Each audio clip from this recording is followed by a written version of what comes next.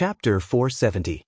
With the release of Beimang's new martial arts evaluation, it was well received by the two dynasties. Immediately, there were many works that followed the trend. The top 10 literary heroes in the world, the top 10 swordsman heroines, were too many to count. This was not considered too strange. There were also many restaurants that put up one of the top 10 famous dishes in the world, and many cloth shops that put up one of the top 10 silk fabrics. People didn't know whether to laugh or cry. Beimang had an evaluation of the top 10 famous courtesans of the current dynasty. Compared to the elegant and reserved women in the south, they were much more explicit and erotic. The most famous courtesan of Feng Feng Lu in Flying Fox City was famous for her small mouth. It was said that her nimble little tongue could make cherries knot. Her ultimate skill was the beauty playing the jade flute. In addition, there were also some evaluations of the yin-yang pot, which made the scholars of the Central Plains feel even more ashamed. As for what they were thinking and whether they coveted the various wonderful uses described in the text, it was unknown. At this time, the beauty's thin lips were sucking on the flute. Su Fengnian could not help but let his imagination run wild. Previously, he was full of hostility and had a bit of a grudge against this young herdsman girl. Now that he had calmed down, she was relatively pleasing to the eye. Beautiful women were really a gift from heaven. Not only could they be a feast for the eyes, but they were also pleasing to the eye. However, Su Fengnian was picky and harsh. He knew that this kind of poor girl, even if her face and figure were worth 95 won, would not be able to withstand deductions. For example, if her hands were rough due to years of hard work, 1 won would be deducted. If she was herding sheep and riding horses, her buttocks were destined to be soft, 1 won would be deducted. If she was not literate and had shallow knowledge, 2 or 3 won would be deducted. Su Fengnian's disdain for those heroines in the past was not without basis. Although their sleeves were fluttering in the wind, they were like fairies descending to the world. Unless they had reached the realm of perfection and were able to grow flesh and bones, their hands would be calloused. If they were to wield weapons, who could guarantee that they would not have scars while practicing martial arts?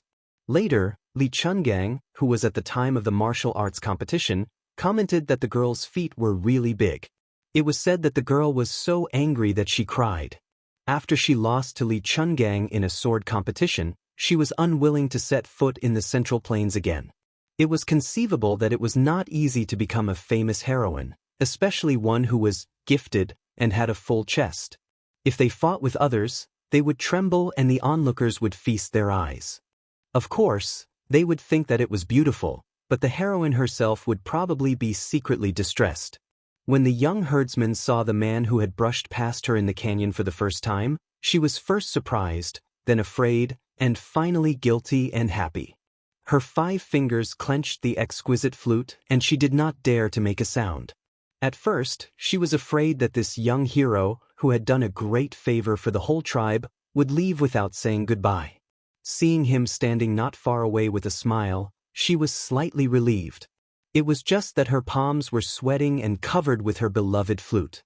She bit her lips and did not dare to make a sound to disturb her benefactor's contemplation. She was not a tribesman and was thrown outside the yurt when she was an infant. She was only left with a token, the Chang flute, which was engraved with the 4 words, Yelu Murong. The girl grew up and became more and more beautiful. However, on the grassland, a woman's beauty could not escape. She was just a commodity in Shirdi's bag and could be sold or offered as tribute. Her benefactor, Shirdi, was only a small aristocrat on the grassland. He had enough to preserve his territory but not enough to expand. When he learned that a beautiful woman who was said to be unparalleled in the world had appeared in his tribe, he hurriedly prepared to gift her to a big Shirdi in exchange for a new pastoral land. The small and weak tribe could not bear the humiliation and migrated. Little Shirdi, who controlled the life and death of the tribe, was furious and sent cavalry to chase them. This group of herdsmen had to cross the territory and camp. Little Shirdi had no choice but to pay the neighboring tribe gold and silver as a toll fee, but he did not dare to tell the truth. He did not expect that a powerful old Shirdi would learn the inside story. The old Shirdi, who was half 100 years old, coveted the girl and simply killed more than 10 cavalrymen to chase after this fat meat. The last Shirdi was a descendant of the Yelu branch. He was famous for his cruelty in commanding troops and governing people. He did not lust for beauty at all. He directly ordered the killing of this group of illegal herdsmen. Only then did he have the cold-blooded skill of driving sheep into the tiger's mouth. Coincidentally, the Buddhist saint and the prince of Baelyang who went to the north to meet inadvertently stirred up the situation. The muddy water became even more muddy, which allowed the herdsmen to linger at death's door and set up camp in this fertile land. A few days ago in the valley, the girl took the initiative to find the tribal leader and said that if the local grassland heroes made things difficult for her again, she was willing to go to the Shirdi's camp. The tribal leader was old and had been running all the way. Although he felt sorry for the girl who was like his own granddaughter, he did not refuse. After all, the old man had 100 lives on his shoulders. If he persisted, not only would he be hunted down as a plaything by the big and small Shirdi, the young herdsmen in the tribe would almost rebel. The herdsmen were poor and could not do the pretentious good deed of leaving food for the rats. She had the kind temperament of sweeping the ground for fear of hurting ants as usual. Although she was lonely and had no one to rely on, she could make the tribe protect her at all costs. Half of it was because of her beauty, and the other half was because they pitied her hard life. It was not a good thing for a woman to be beautiful on the grassland. Su Fengnian was not afraid to judge others with the most malicious intentions. Even if you were the abbot of the 2 Zen temples, Su Fengnian had been repeatedly weighing and guessing these days. Where was this good karma? Especially in the valley, the lion's roar of Buddhism came late and hundreds of bison died in his hands. Wasn't it indirectly killed by the old monk who claimed to have made a big mistake? Wasn't it just like the apricot-eyed Beimang Taoist who said that monks could not achieve equality for all living things? How should this account be settled? To put it bluntly, it was nothing more than haggling over every ounce with the heavens. Everything had its gains and losses. The old monk was already in the realm of Buddha, yet Su Fengnian was using a stupid method to think about the bigger picture. One day, he would inherit the title of Prince of Northern Liang. Did this have anything to do with Northern Mang's destruction of Buddhism and the end of the world? The 2 Zen temples' original intention was to let the little monks of the north and south go to Jinding to debate with Taoism. However, it was dispelled because of the little girl's dream. According to the information gathered by the spies of Baelyang, in that dream, countless armored horses came to Baelyang. Su Fengnian was not only curious about the little monk who erected a monument and became a Buddha, he was more concerned about where the armored horses came from. The aftertaste of this dream was too long. Even Li Yishan, who never believed in ghosts and gods, racked his brains and buried himself in the ancient books of Buddhism and Taoism. In the end, he used the Book of Changes to interpret the dream, but the result was still very little. Chapter 471. Pull one hair and the whole body will be affected. After the white-clothed monk won the debate at Mount Longhu, he and Zhao Danping were summoned to Dai in city by decree. Then the old abbot personally went down the mountain to Beimang to discuss Buddhism with the Qilanzhenren of the Tao Te Dao sect. Su Fengnian's mind wandered thousands of miles after the initial heat. When he came back to his senses, his mind was as calm as still water. This made His Royal Highness worry about whether or not there was a big problem between his legs. He sighed inwardly and approached the girl who was at least 85 when. He took the Chang flute from her hand. Seeing the 4 characters of Bemeng, he frowned and asked, "Do you understand the language of the southern dynasties?" The girl's voice was as soft as a mosquito's. "I understand, but I can't speak it well." The language of Beimang was originally complicated and varied. After the empress took over the dynasty, it gradually changed. However, the northern and southern dynasties were still distinct.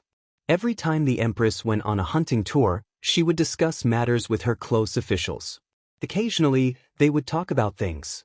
Of course, the powerful officials of the northern royal court would mock and ridicule the officials of the southern dynasties. The people of the northern dynasties who were born in the imperial tent were inevitably filled with a sense of superiority. After the end of the Spring and Autumn War, the Central Plains was stabilized. The empress took over Beimang as a young monarch and usurped the throne. Then, she took the opportunity to settle the remnants of the Spring and Autumn War. This caused Beimang to be in turmoil. The Liang dynasty and the Liang dynasty fought 6 times. The Liang dynasty won 2 times in name, but the true meaning of victory was only 1 time. It was when the empress took the opportunity to unify the Spring and Autumn War and took the opportunity to take the initiative to attack Beimang's unstable foundation.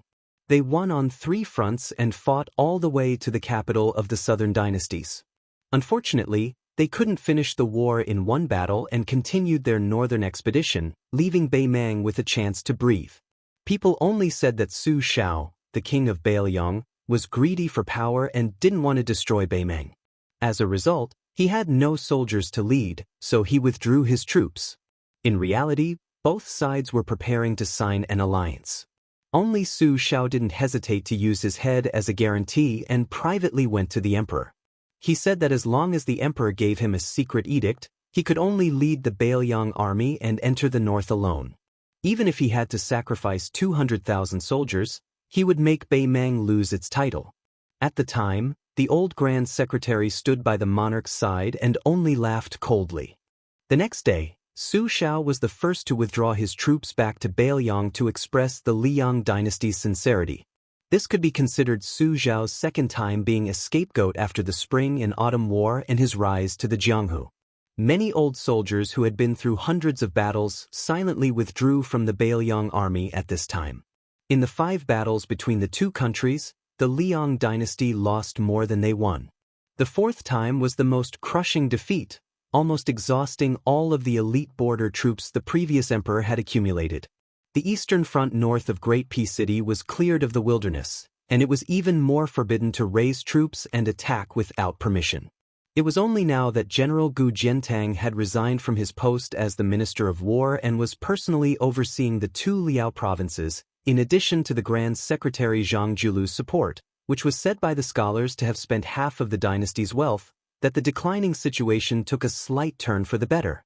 Su Fengnian directly asked, "Who are your parents?" She shook her head and said, "I am an orphan, adopted by the clan when I was young." Su Fengnian was most familiar with the dirty tricks of the imperial family. He asked with a smile, "Have you never thought that you might be a golden branch or jade leaf with the surname Yelu or Murong?" The young girl's eyes widened and her mouth dropped open. Clearly, she had never thought about this matter. Su Fengnian inadvertently saw the pink tongue behind her white teeth and felt hot again. However, he didn't feel the least bit ashamed of his inferiority in front of a beauty. He only lowered his eyebrows slightly and glanced down at his waist, silently praising, "Good brother, you are very capable." After working hard to cultivate the Great Yellow Courtyard, there shouldn't be any irreversible side effects. Otherwise, His Royal Highness would really use a piece of tofu to knock himself to death. Without any worries, Su Fengnian was in a good mood and threw some of the troublesome problems to the back of his mind. He remembered that in the past, he had spent a lot of money to buy countless poems. When they reached his second sister, only one line, "Tomorrow worries will come tomorrow worries," entered her eyes and made His Royal Highness so happy that he had the servant send another 700 taels of silver to that poor scholar, 100 taels per word. Later, he heard that this scholar had passed the imperial examination and had some fame in the capital. He was one of the few honest people who didn't want to wallow in the mire and curse His Royal Highness with the scholars. It was probably because of this that he had waited on the cold bench for several years before he was replaced by a county clerk in a barren mountain and turbulent river. Su Fengnian sat by the lake and beckoned her to sit down. Smelling the unique fragrance of a woman, His Royal Highness, who hadn't even seen a female mosquito after leaving Flying Fox City, felt as if a lifetime had passed. The wild bulls were vast and mighty. Su Fengnian was wholeheartedly studying the swimming fish style in the knife manual. How could he care about distinguishing between male and female? Besides, even if he could distinguish between the two, what else could he do? Su Fengnian wasn't even afraid of the devil Xieling, but this thought scared him so much that he trembled. He then held his belly and laughed. It could be said that he found joy in the bitter struggle of Beimang alone. After laughing, he saw that the young girl who was sitting upright and still was confused. No matter how thick-skinned Su Fengnian was, he wouldn't be so brazen as to mention this. He lowered his head and stroked the Chong flute. The two dark purple bamboo pipes were side by side with gold and silver threads intertwined. The holes of the pipes were smooth and round. Even after many years of playing and stroking, there wasn't the slightest bit of wear and tear. It could be seen that it was a precious Chang flute of top quality. Su Fengnian could be considered an expert in calligraphy. He carefully observed the 4 Mang characters written by Murong in front and Yelu in the back. The characters carved on the Chang flute were extraordinary. He didn't exchange the flute. Instead, he smiled and said, "Take good care of this keepsake. Who knows, maybe one day you'll be the shepherd girl Mu Ko Shinbei's head. If that day really comes, remember my kindness." The girl blushed when she saw how gentle and meticulous he was stroking her, making her even more charming. However, when she saw this young master from the southern court using her beloved Chang flute to stroke her back in such a careless manner, there was a hint of resentment in her eyes. Perhaps Su Fengnian was slow to realize it, or perhaps he was deliberately teasing her, but when he saw her face, he couldn't help but smile. He extended a finger and twirled the Chang flute's opening, grinning wickedly. The girl's face was thin, and she was about to cry. Su Fengnian returned the Chang flute to her and lay down on the grass. He was afraid that there wouldn't be many days of such leisure and carefree days in the future. The girl sitting cross-legged beside Su Fengnian clutched the Chang flute and lowered her head, saying, "I'm sorry." This time, she really was crying. Su Fengnian knew that she was apologizing for her cowardice after being saved in the canyon.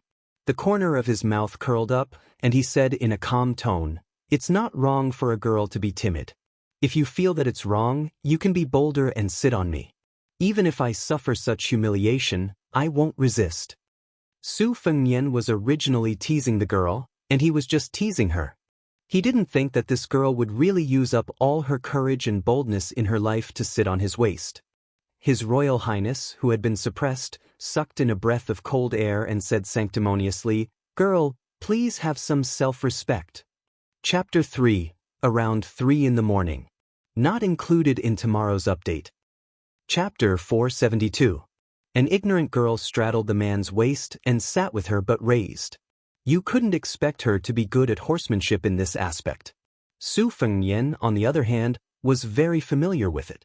Just a moment ago, he was like a chaste woman who was awe-inspiring and righteous, asking the girl to respect herself. However, when he saw her taking the initiative, he immediately changed his attitude and started to undress himself without hesitation. Having illicit sexual intercourse in the wild, having a banquet in heaven and earth, and wantonly humiliating the northern Mang woman. It should be the dream of many weak northern Liang gentry children. Su Fengnian had seen many of these poor rich scholars who thought that they could compete with the soldiers who led troops to kill the enemy by riding on the northern Mang prostitute's body in the brothel. Su Fengnian's eyes were clear as he looked at the herdsman who seemed to be crying and laughing at the same time. He stopped what he was doing, which was mostly acting. She undoubtedly had a pair of bright eyes, which were not the kind that directly pointed at one's heart, but the kind that was pure and untainted by dust and dirt. This kind of woman's eyes were destined to be like the clear lake on the grassland beside him, which would disappear into the yellow sand sooner or later. Once he saw her this year, he might not see her again next year. Even if she was a golden branch and jade leaf left behind in the grassland, even if she returned to the palace, what benefit would it bring? Su Fengnian did not have the charming thought of taking off his clothes to see her naked, but he was not allowed to take advantage of her. He smiled and shook his head, indicating for her to relax.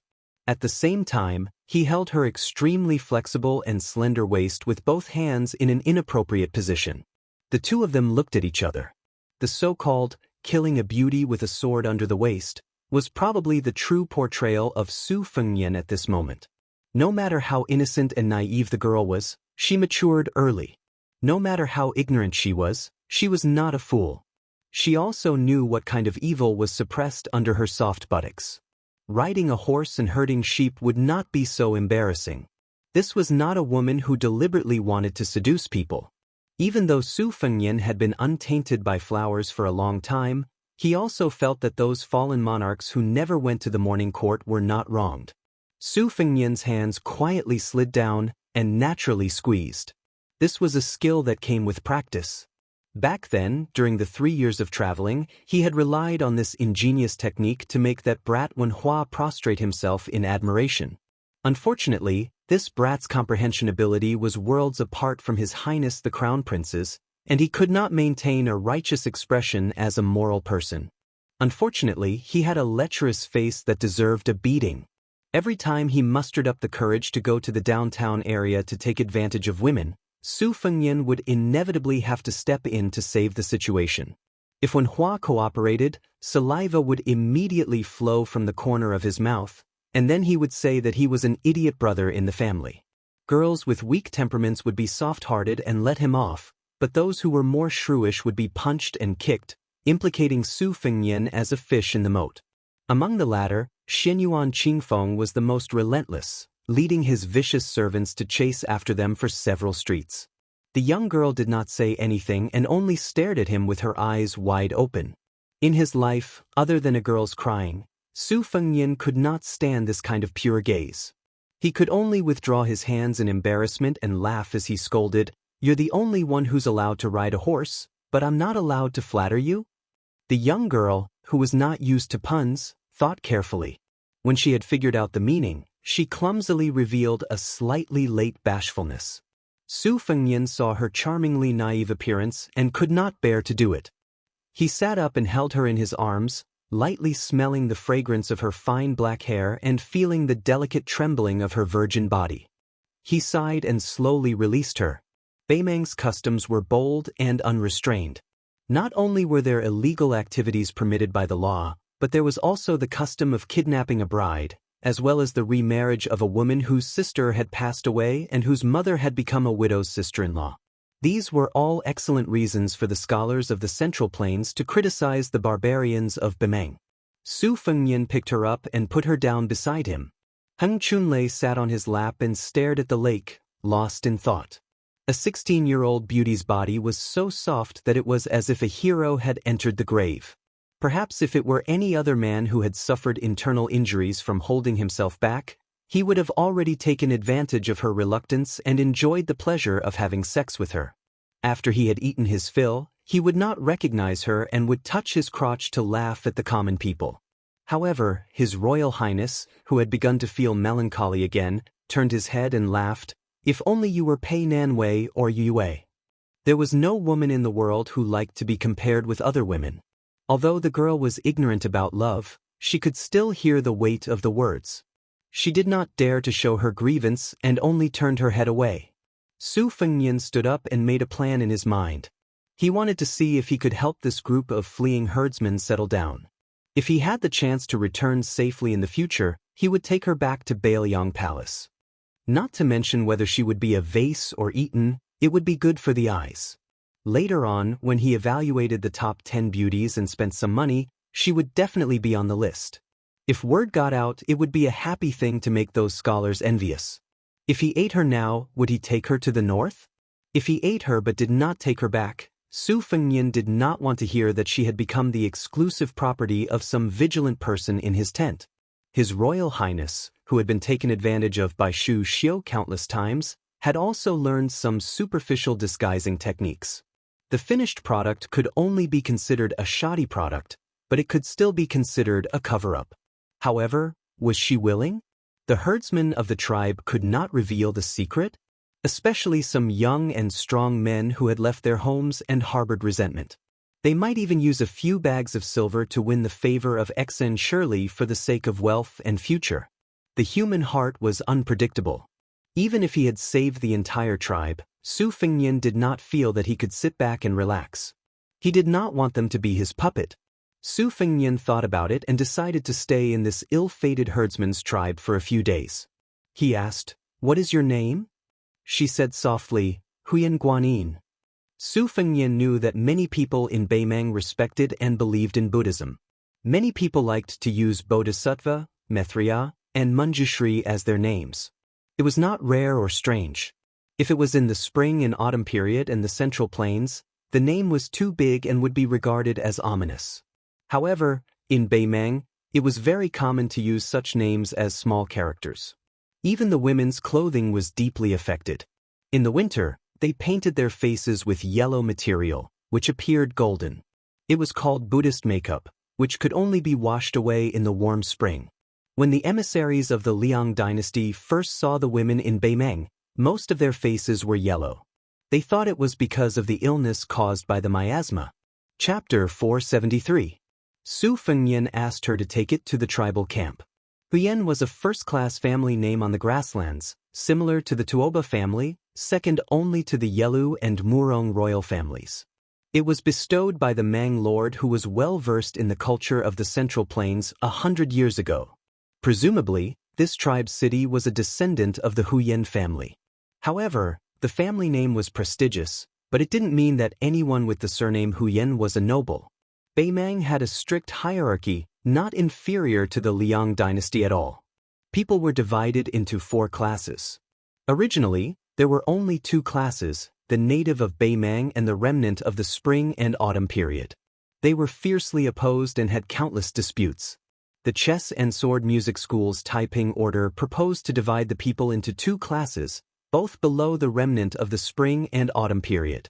In fact, they were all sinners or stubborn people who were forcibly brought into Beimeng territory by force. Their numbers were relatively small, but even so, the remnant of the spring and autumn period were all grateful. It was their nature not to worry about scarcity, but to worry about inequality. Not only that, but they had also become a person above others. Of course, the people were divided into 4 classes. The small group of nobles who stood at the top of each class, regardless of wealth or status, were far beyond the reach of ordinary people. Su Fengyan muttered to himself, Tuoba, Huyen Guanyin, these names are quite interesting. Are there Yelu Methriya and Murong Pushin? She said softly, yes. Su Fengyan rolled his eyes and flicked his finger on her forehead. You don't know how to read people's expressions at all. With your blockhead, even if you really went to the imperial tent in the imperial city, you wouldn't be able to become a princess with 100,000 thoughts. She raised her voice slightly, perhaps this was the biggest protest in the world. I'm not. Su Fengyan pinched her chin and teased, you say you're not? Then if I say I'm the emperor of Beimeng, then I'm the emperor of Beimeng? She blushed and retorted seriously, Her Majesty is a woman. Su Fengyan sighed and no longer reasoned with her. When he went to the herdsman's tribe with her, he was worshipped as a god. Su Fengyan went up and down in the canyon like an immortal, saving more than 20 people, and then he stopped the herd of cows. With the help of a Buddha-like old monk, everyone, regardless of age, knelt on the ground devoutly.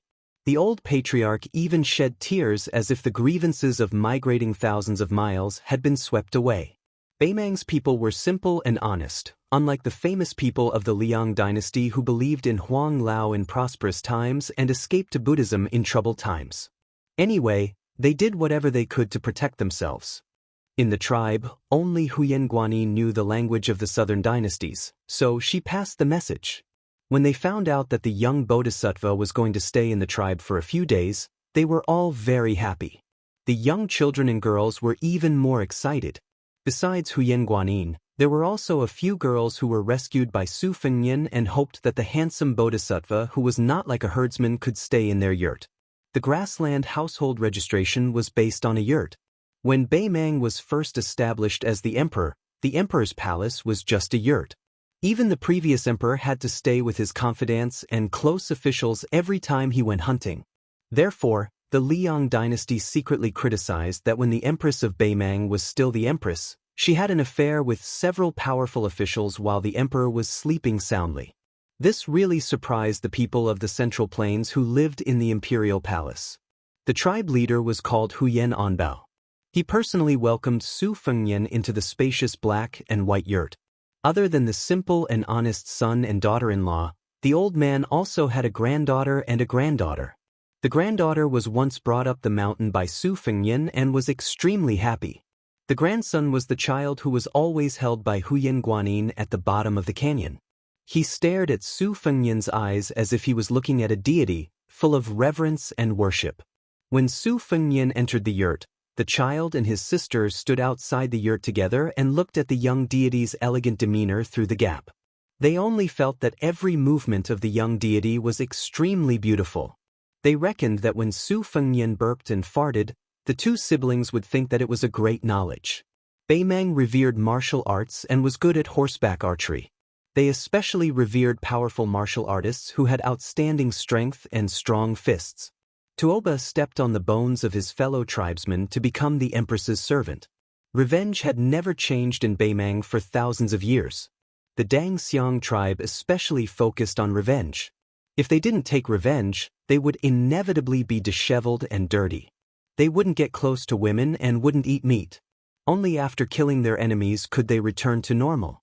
After both sides reconciled, they would need to fill the skull wine cup with human blood and the blood of 3 animals. Both sides swore that if they took revenge, they would take the lives of 6 animals. When Tuoba gradually became the god of war and had outstanding military achievements, the 16 tribes of the Dangxiang tribe were convinced. They proposed to the number 1 person in Beimang to reconcile. Tuoba ignored them and the leaders of the 16 tribes committed suicide together. Later on, when the empress appeared, Tuoba only agreed verbally.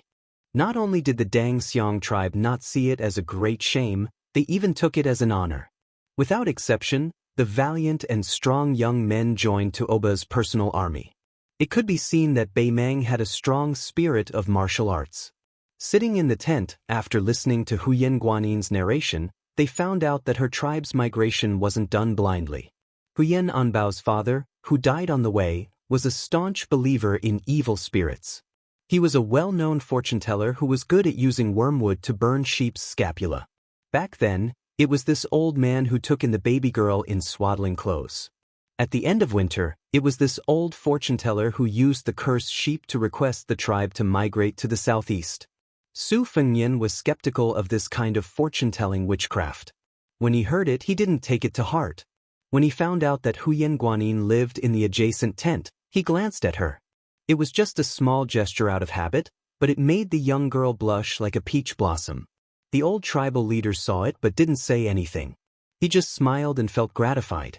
The little girl was alone and had no one to rely on.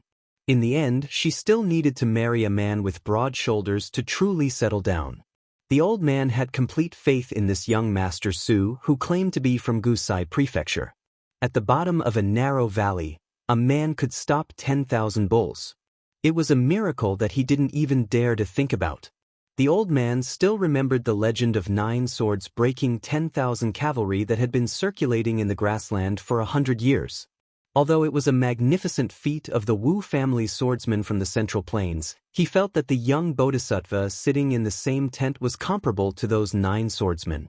After Su Fengyan drank a big bowl of wine and 8 big chunks of meat, he walked out of the tent with his head lowered. Huyen Guanin followed behind him. Su Fengyan slowly walked up a small hill. Other than the young girl, there was also the old tribal leader's grandson sneakily following from afar. He seemed to be called Abaoji by his nickname. Su Fengyan looked at the setting sun and suddenly narrowed his eyes. A yellow eagle that was originally hovering leisurely cried incessantly. It swept across the sky and swayed as it fell. 100 miles to the northeast, the yellow eagle fell to the ground. There was a small bird's claw that was like an iron hook that was nailed into the eagle's back. It was only heard of the eagle catching the sparrow. Was there really a sparrow riding an eagle in this world? The extraordinarily handsome bird flew to the shoulder of a young man who had a sword and a saber hanging from the left side of his waist. Its cry was crisp and clear. The young man in the fox fur hat had 2 retainers standing beside him. One of them was a middle-aged man with a strong body like a lion. His voice was as loud as a bell. "Young master, you've already killed no less than 600 people and 4,000 wild bulls on your way here. Have you enjoyed yourself?" The other old man in a brocade robe said gloomily, "Of the 10 great devils, other than you and I, who are both slaves to the young master, I haven't seen any of the other 8. How can I enjoy myself?" The young man sneered with a strong smell of blood. He reached out to tease the small bird on his shoulder and said, "Devils and whatnot are actually boring to kill. Killing that Buddhist saint is more interesting." The self-proclaimed Beimang demonic old man nodded and said, "This dragon tree monk of the 2 Zen temples is said to be the master of the white-robed monk Li Xiaoxin. We should meet him." Hearing the name Li Xiaoxin, the young man's eyes turned red. He reached out to gently hold the small bird and suddenly exerted force. His hand was covered in blood. He gritted his teeth and said, "They all deserve to die." Chapter 474. The young master in the fox fur hat casually tossed away the falcon-hunting sparrow. He rubbed his thumb and fingers together. The blood was thick and he sniffed it. Obviously, he had a shrewd and ruthless personality. He wiped his fingers on the fox fur coat. The middle-aged man said, "Even though the old bald donkey Long Shu is a saint, he is from the 3 sections. His realm is too fake and can't be accurate. There are more than 30 people in the martial arts role of the dynasty who are first-class 4 states. I reckon only these people can enter the young master's eyes." Even though the Vajra state is divided into big and small and the Buddha's invincible golden body is respected, it is still the ability to take a beating. When it comes to killing people, I'm afraid even compared to the Confucian and Taoist sects, not to mention me and my brother who are from the demonic sections. This bald donkey from the 2 Zen temples is the most suitable for the young master to practice his knife.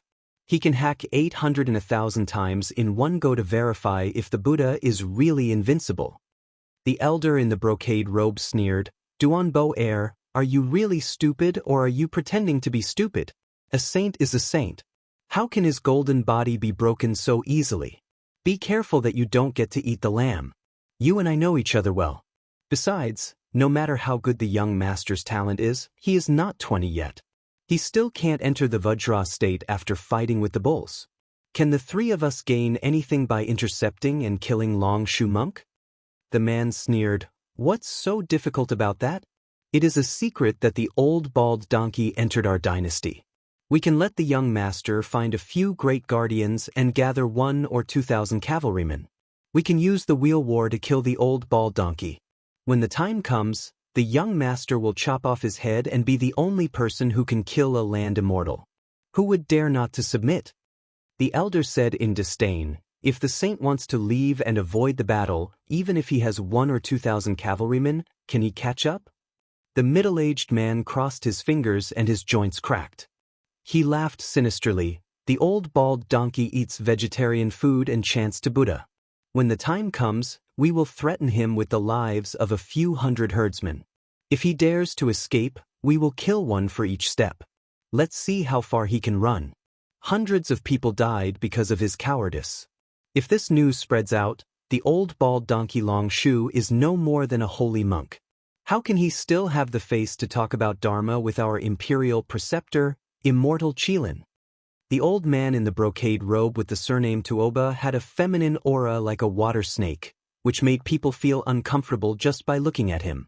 The middle-aged man with a sturdy physique looked more righteous, but the latter was more flattering, which suited his identity as an evil servant. The young master raised his hand to prevent the embroidered robed retainer from blurting out sarcastic words. He removed a pitch-black metal tablet from his waist and instructed, "Go back, go to the nearby tents and pass on my order. Gather 1,200 cavalry in 3 days. When the time comes, we will meet at Yellow Eagle Valley and intercept the Dragon Tree Monk together. If anyone dares to disobey, I'll allow you to act first and report later. I don't believe there's an eagle on the prairie that isn't afraid of my Tuoba family." Duan Bo Air acknowledged the order and left. In the Beimang dynasty, other than the royal family and the young master's family, there was no other branch that could make 2 of the 10 great devils willingly become their servants. This time, he left home because of his father's unwillingness to let him lead an army to the border of Gusai state alone.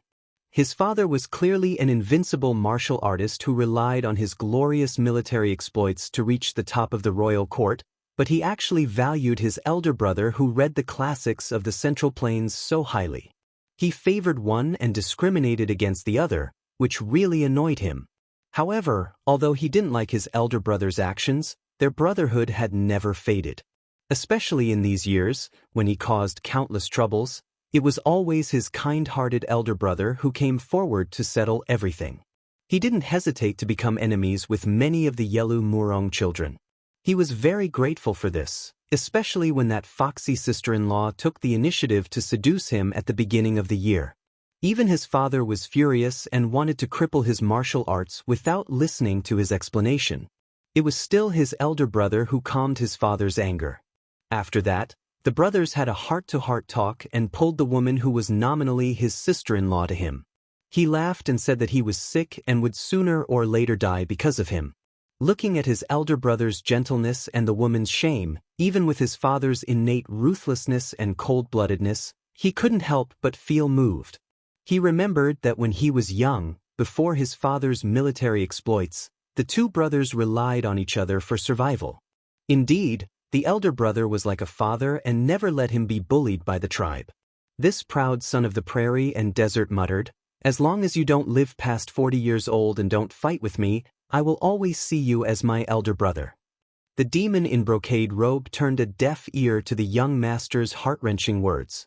The young man touched the hilt of his knife and asked, "Who is the recent Shinti?" The old man smiled and replied, "It's Chu Cha, from the Huiwe tribe. He is in charge of 20 to 30,000 people.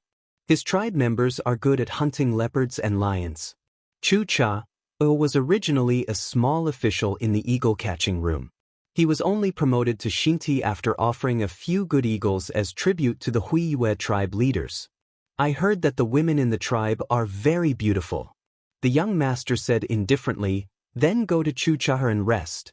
As for the women, you can choose as you like." The demon in brocade robe got along with this extremely noble young man. He was far from being as servile as the middle-aged man. He laughed and said, "I know that the young master has high standards and doesn't care for these vulgar things. It would be impolite for me to refuse." The young man dismissed it with a smile. To him, there were only a few women in Beimeng. For example, the national pipa player of the current dynasty, who was known for her slender hands and excellent drumming skills, the princess who was rumored to have an affair with Chen Zhibao of Baoyang, the princess of the Murong family of the Golden Toad State who liked to keep male companions, and a woman who was a zither player among the top 10 demons. Other than these, there were not many women who could arouse his interest. He suddenly asked, "I heard that the 10th demon, Xieling, is dead?" Chapter 475. The old man said calmly, "Xieling fought Luo Yang when he was at his peak. Luckily, he didn't die, but he should have been seriously injured. I guess it's not strange for him to be killed when he fell from Xianxia to Jingang. The top 10 list of diabolism is not like the martial list.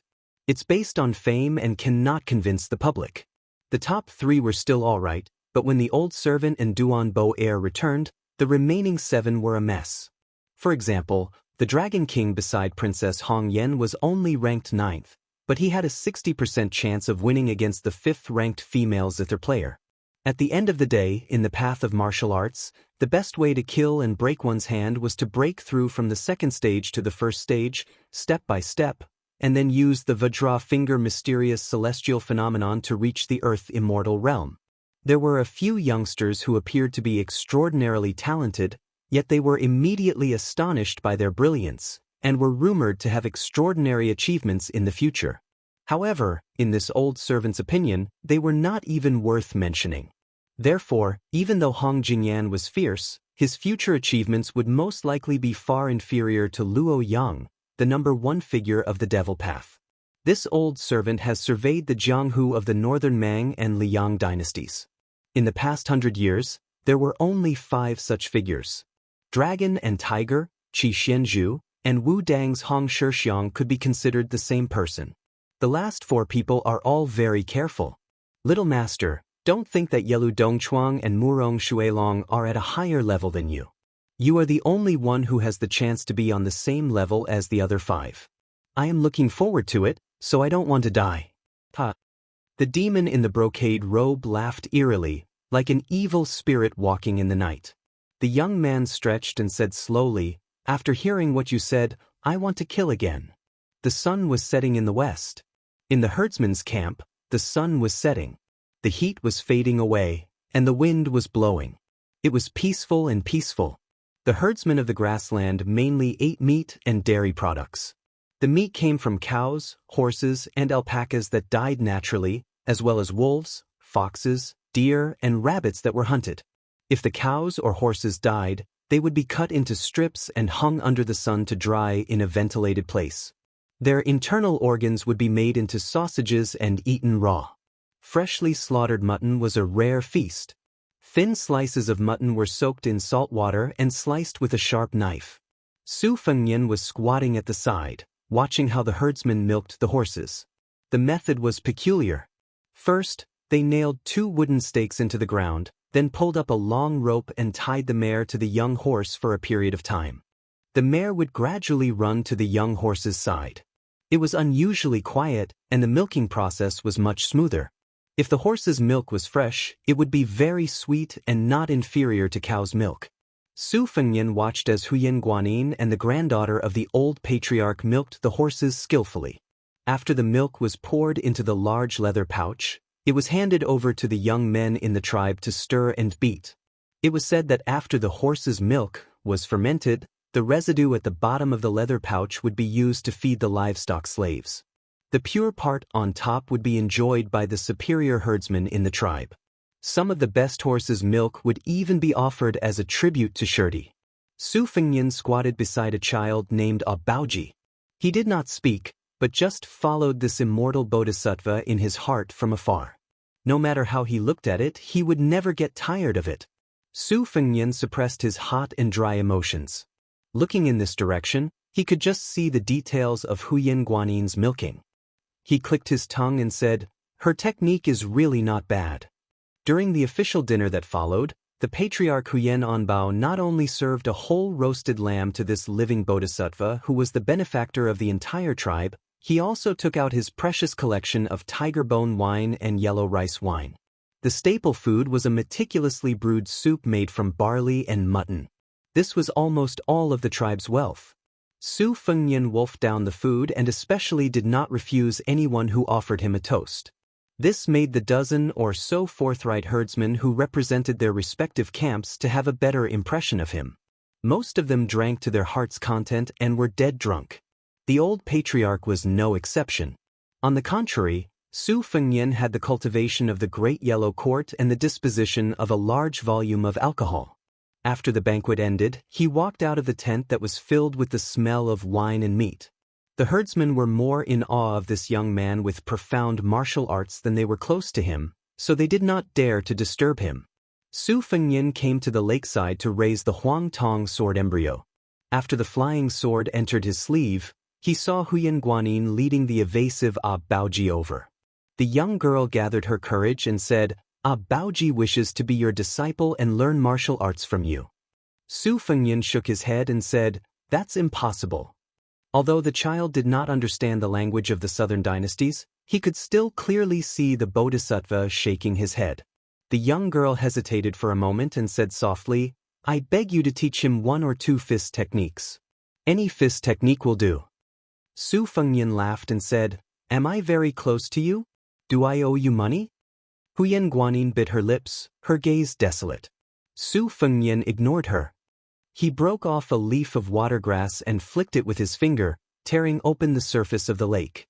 However, it did not move forward in a straight line. Instead, it twisted and slithered like a fish snake. Baoji was dumbfounded.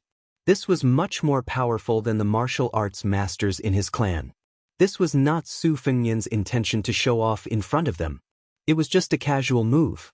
On the 6th page of the knife manual, the opening shoe style seemed to be wide, but it was actually complicated and obscure. On the 7th page, the swimming fish style was still a skillful move. Compared to the sword chi rolling dragon wall, it lacked sharpness but was more rounded. On the latest page, the 8th page was called the black hair knot.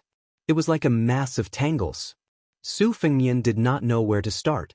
Since he had nothing to do, he could only entertain himself and treat it as practice makes perfect. He kept breaking off leaves and tearing open the surface of the lake. The rich in martial arts and the poor in literature. Apart from the family background, martial arts ultimately required hard work and unremitting practice. This was also the biggest obstacle. Otherwise, the rich aristocratic families, who were richer than the nobles, did not lack secret manuals, weapons, and expensive medicines to strengthen the body. Logically speaking, they should have produced many masters. However, in fact, the majority were still powerful martial artists who came from ordinary families. Whether it was Li Chungang or Old Huang, they all came from the poor streets. This was probably the root of why the martial arts world was far more lively than the literary world.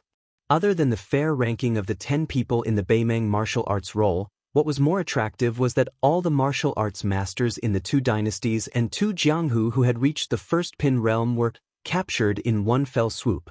There were a total of 32 people. Even if there were some left out, it was still an unprecedented feat. Su Fengnian knew that among the first Pin masters in the Beimeng martial arts roll, there were several young martial arts masters of similar age. Among them, Yelu Dongbed and Murong Longshui were both members of the royal family. The former was a military upstart in the palace tent and was in harmony with Dong Zhuo.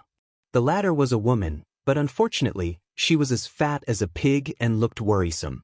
On the Beiliang side, Chen Zhibao and Yuan Zuozong were both on the roll. The former was even regarded as the new generation of spear immortal. Su Fengnian narrowed his eyes and thought of the situation where the Tsing Yi almost killed the white. Then he thought of her dimples. The next chapter is before 12 o'clock. The third chapter is estimated to be around 4 o'clock in the morning. Chapter 476. A burst of light footsteps broke the tranquility of the lakeside. Abaoji's sister trotted over and whispered something to Huyen Guanyin. Su Fengnian, who had studied the Mang language, knew that the Yu were about to give birth, and Huyen Guanyin should be an expert in delivering lambs. They went to the sheep pen together and quietly watched her deliver the lambs in an orderly manner. After the job was done, she stroked a lock of hair on her temples and smiled. Because of the migration, most of the sheep in the tribe were thin and weak. It was not easy for them to survive the harsh winter. Therefore, delivering lambs became the most important thing after they set up camp. Abaoji, who was strong, could not hold himself back. He chased around the sheep pen, and finally, like a hungry tiger pouncing on a sheep, he caught a small lamb, grabbed it by its hind legs, stood up, picked it up, and danced around wildly. He was so domineering that even Su Fengnian was stunned. The little guy's sister reprimanded him with her hands on her hips.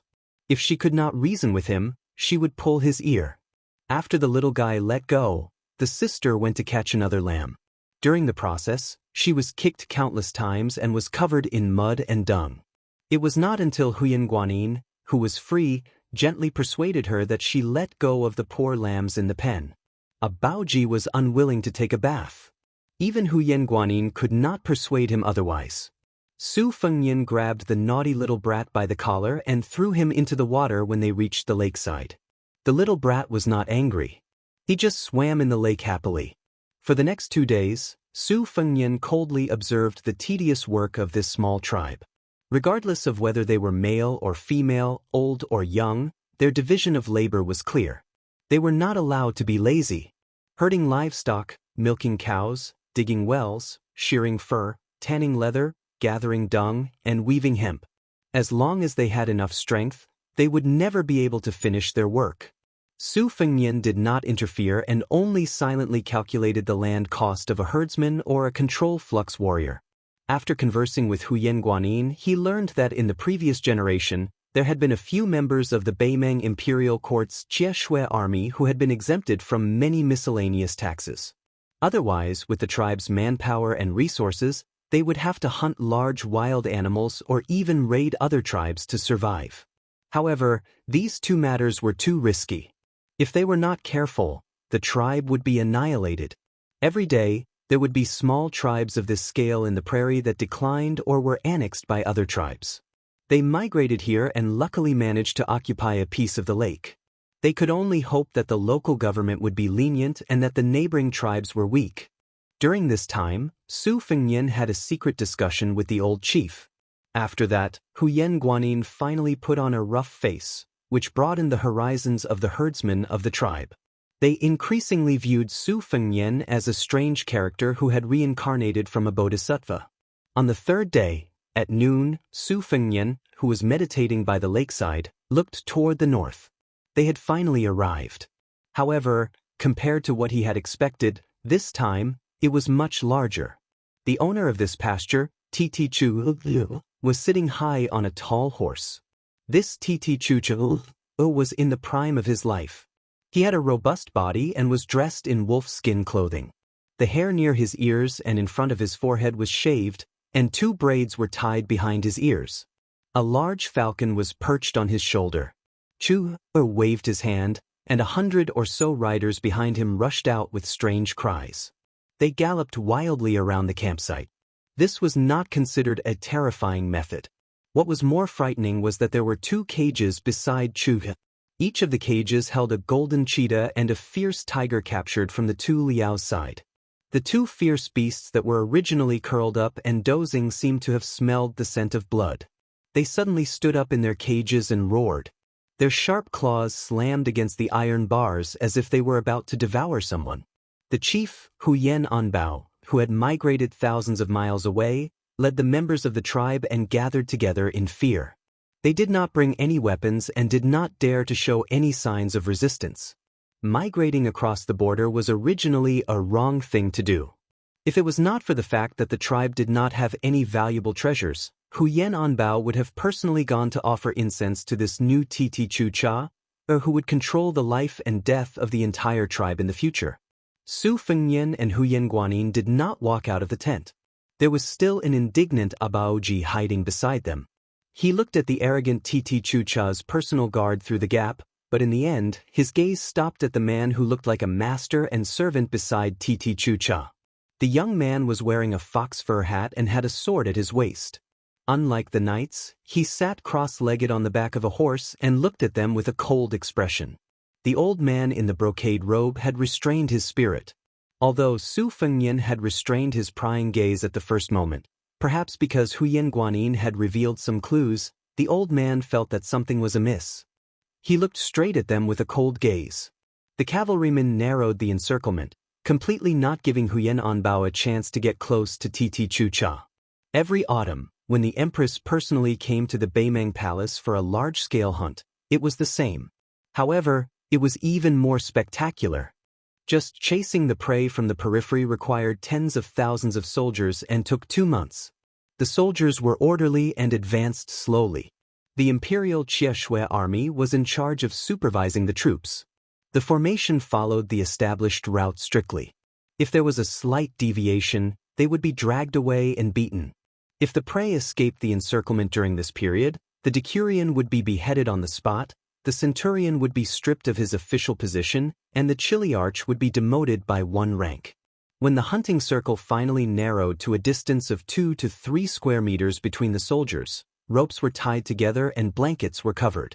At this time, there were countless wild beasts in the circle.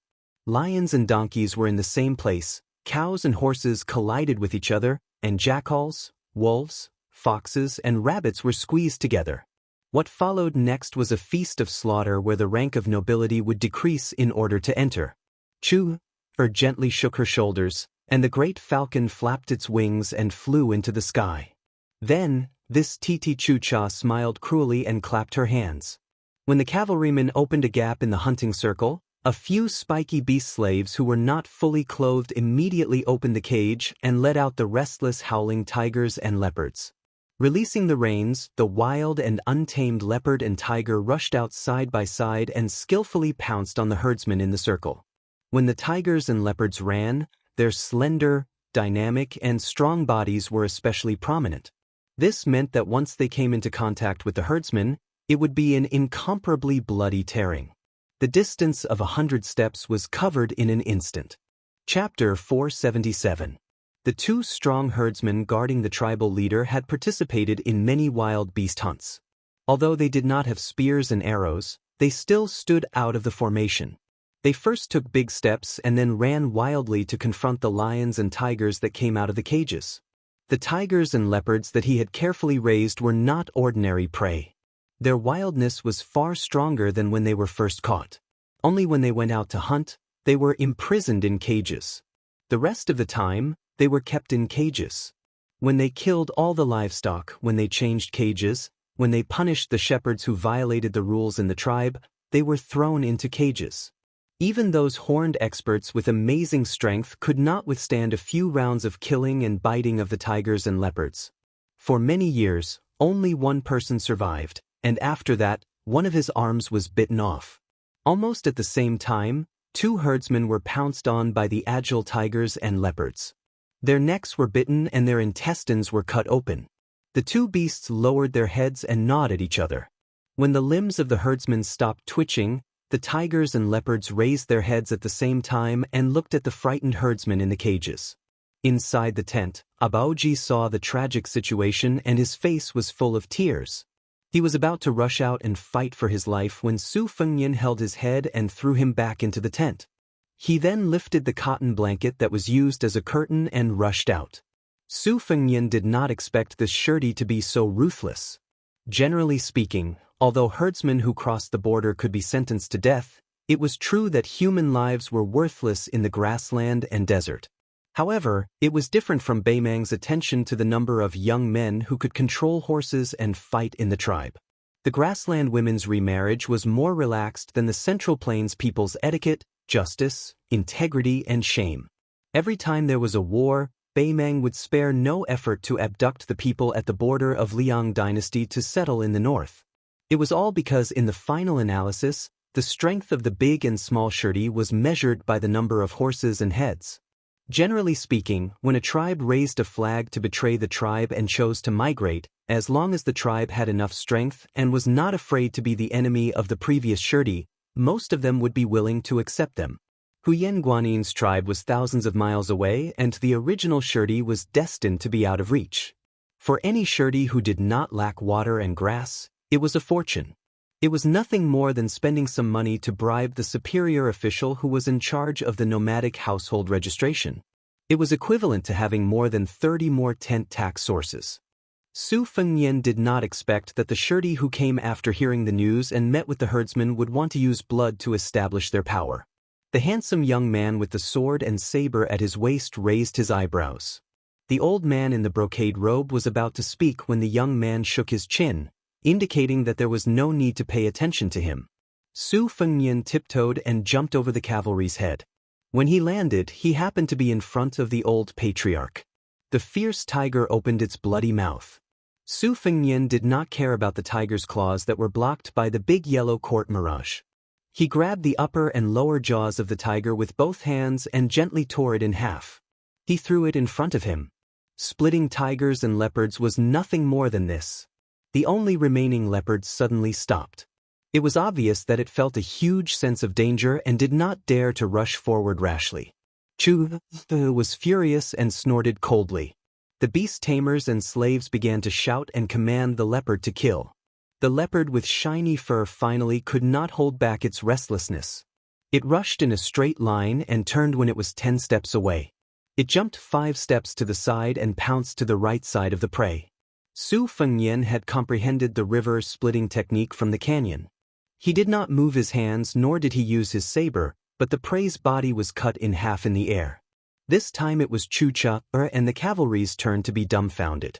The eyes of the young man in the fox fur coat brightened and the corner of his mouth twitched. It was really a surprise.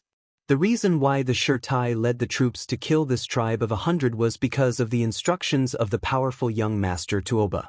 On the grasslands, perhaps there were powerful Shirtai who did not give face to the Yelu and Murong descendants, but there was absolutely no one who dared to disobey his orders. In the desert, his father's words were almost equivalent to Her Majesty's imperial edict.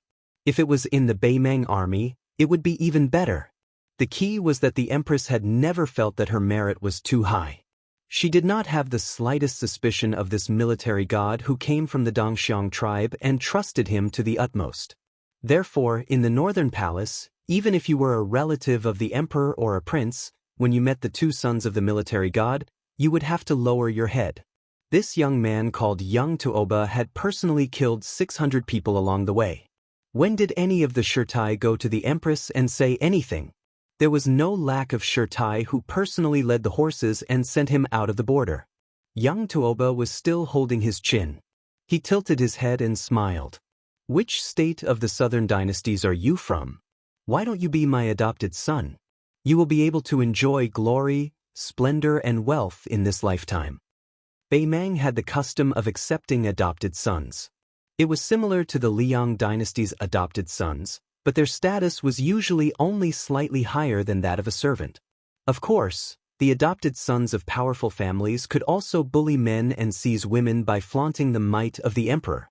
Especially those big families in the Beimang Palace who could wear Xianbei jade belts, the adopted sons had prominent power and countless privileges.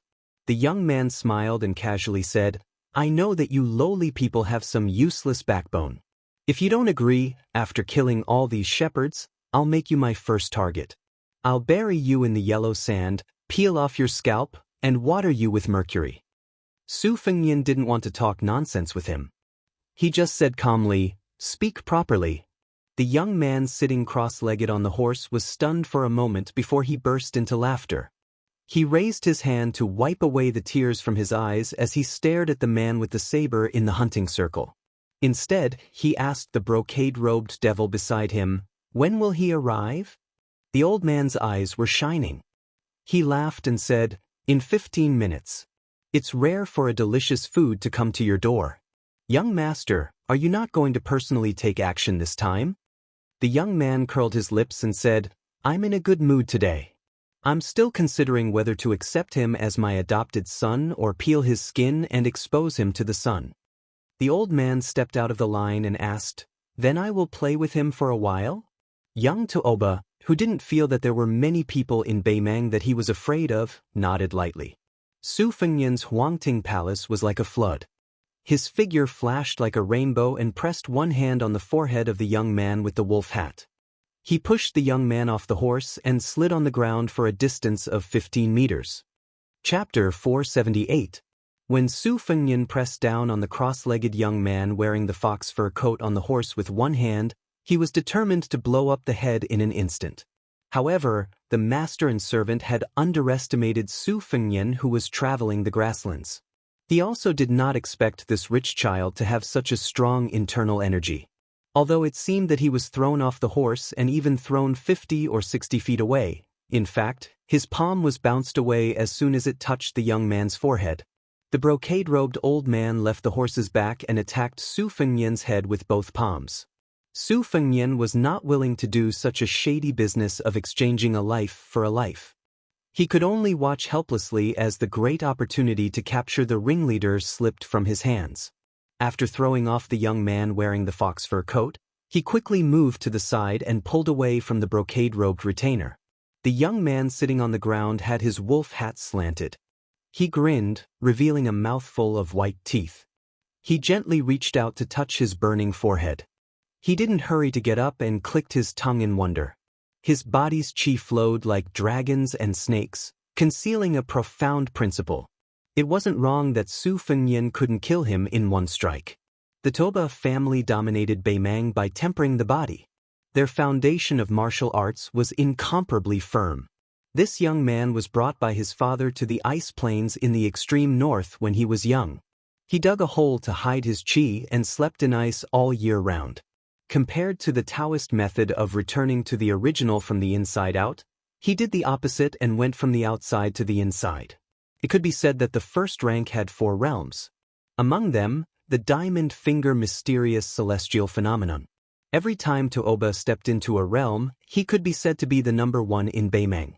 Like father, like son, this young man who claimed to be number 2 in Beimang was also equally outstanding. Otherwise, he wouldn't have been called Little Tooba. Fortunately, he was able to control his impatience and didn't pull out his sword. After getting up, he patted his back and for the first time, raised his hand to signal the devil in brocade to not be calculative. He laughed and said, "Not bad, not bad. With your technique, you're not far from the first rank. If you still have strength left, it'll be amazing. Whether it's scheming or ability, you've opened my eyes. When did such a talented person appear in the Southern Dynasty? Which Jia clan's direct descendant are you? Tell me. I can't bear to skin you. Just treat it as a joke. Don't mind it." After the Empress of Beimang came to the court, she exchanged and listened to the suggestions of the powerful officials in the north and south. According to the system of the Central Plains, she came up with a rough division of families. Apart from the 2 royal families, which were the first-class surnames, there were 10 families named A, which were known as the surnames Fufu and Zhuoran. The 3 families in the Southern Dynasty were all ancient and powerful families in the aristocratic group in Longguan. These three families were the leaders who controlled the government of the Southern Dynasty. Little Tuoba, who was wearing a wolf hat and fox fur coat, naturally thought that this hidden figure of the Southern Dynasty was a direct descendant of the three great clans. Including the 32 people of the first class from the two dynasties, there were 18 people on the list of Beimang. This was enough to make the Liang dynasty, which boasted of its outstanding people, blush with shame. Fortunately, Wang Xianji and Dong Tai occupied two of the top three positions, which saved a lot of face. Apart from his father, the four gods and demons Hong Jingyan, Luo Yang, and Murong Baoding, as well as the state preceptor, Immortal Qilin, the five great clans of Mount Tibing Chess and Sword Music School had 6 positions. Apart from Luo Yang, whose position overlapped with Xieling's, and the dead Xieling, 5 of the 8 notorious diabolism giants were on the list. Together with the 2 rising stars, Yelu Dongchuang and Murong Longshui, there were 18 people in total.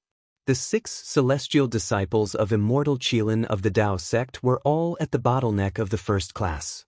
Taoist Jinren often reached the first class and were only 1 step away from the first class. Little Tuoba couldn't help but be curious about the man in front of him. He was only a few years older than him and was able to cross the threshold of the second class at such a young age. The second class was called the Master Realm. It wasn't like cabbages that could be planted in autumn and harvested in winter. His father once said that there were too many geniuses in the Liang dynasty who had the potential to reach the top. The current situation where Beimang had the upper hand might not last long. Su Fengyan smiled. It's just a small family, not worth mentioning. The young man in the fox fur coat nodded regretfully. He jumped up and gave little Tuoba a taste of his own medicine. He suddenly pulled out his blade and chopped down. The blade was no different from a normal cavalry. However, when it was in his hand, it was shocking. The old man in the brocade robe had his hands in his sleeves. He looked like he was watching the battle with squinted eyes. However, his footsteps were light as little Tuoba attacked. Su Fengyan took a few steps back. His left palm slapped on the handle of the spring thunder blade. He swung the blade backwards and drew an arc. After barely dodging the blade, he flicked his finger and the spring thunder turned around and left the battlefield. Almost instantly, Su Fengyan's body leaned back and dodged the second blade. Little Tuoba also dodged the spring thunder that was behind him. He took a few steps forward and the third blade was raised. Su Fengyan's body returned to a standing position. He flicked his finger and the spring thunder continued to spin around. The scabbard and the blade clashed together. The young man in the fox fur coat laughed evilly. He held the blade with one hand and changed it to 2. His strength increased explosively. He was used to seeing experts fight since he was young. Naturally, he had the ability to see things from a strategic perspective. He wanted to cut off this weird blade's chi pattern so that this fellow couldn't continue to act mysterious. Just when he was confident that he could cut off the chi pattern, Su Fengyan moved forward. He didn't care about the spring thunder blade. He passed by him and pushed his palm towards the young man's forehead. The young man in the fox fur coat didn't fight according to common sense. His hands didn't change the trajectory of the blade, nor did he reduce his strength. Instead of dodging, he swung his head forward. Su Fengyan's face was expressionless. He didn't touch the young man's forehead with his palm. Instead, he touched the young man's face. He raised his wrist and held the young man's chin. His arm and sleeve were filled with qi. He suddenly pushed his arm and sleeve upwards. The young man who was still holding the blade with both hands fell down. Su Fengyan raised his leg and kicked towards the young man's chest. The young man in the fox fur coat shrunk his chest and removed most of the force. He still slid far away after landing on the ground. The blade in his hands cut a crack on the ground. Chapter 479. Blood seeped out of the corner of his mouth. He lifted his sleeve and wiped it away. Little Tuoba grinned coldly. Just now, he wanted to take the full force of the kick and deliver a heavy blow to his opponent. But after years of training by his father, he was keenly aware that if he really did that, both sides would suffer. Damn it, even if one leg was broken, he would have to pay an unbearable price of breaking his chest. He had no choice but to put away his saber and point it at the damn guy's crotch. If he dared to ignore the consequences, he would cut off his family jewels. He made the right bet, but he still suffered a great loss. It was equivalent to taking a kick for nothing. His chi and blood were surging, which he had not enjoyed for a long time. With the brocade-robed servant on the side, the young machete man who did not draw his saber did not chase after him. Little Tuoba spat out a mouthful of blood and slowly stood up. He asked, "You are so fearless. Could it be that you have entered the first class?" Su Fengnian held the spring thunder that was not as satisfying as before. He had no time to care about the wonderful expressions of and the hundreds of cavalrymen. At the critical moment of life and death, he had to deal with both the young villain and the old man in brocade-robed. He could not take the time to enjoy the surprise and awe in other people's eyes. As for the life and death of the herdsman, he had to survive first before he had the right to think about it. Little Tuoba's manner changed completely. He no longer smiled. "I don't want to play with you anymore." Su Fengnian gave him one back this time.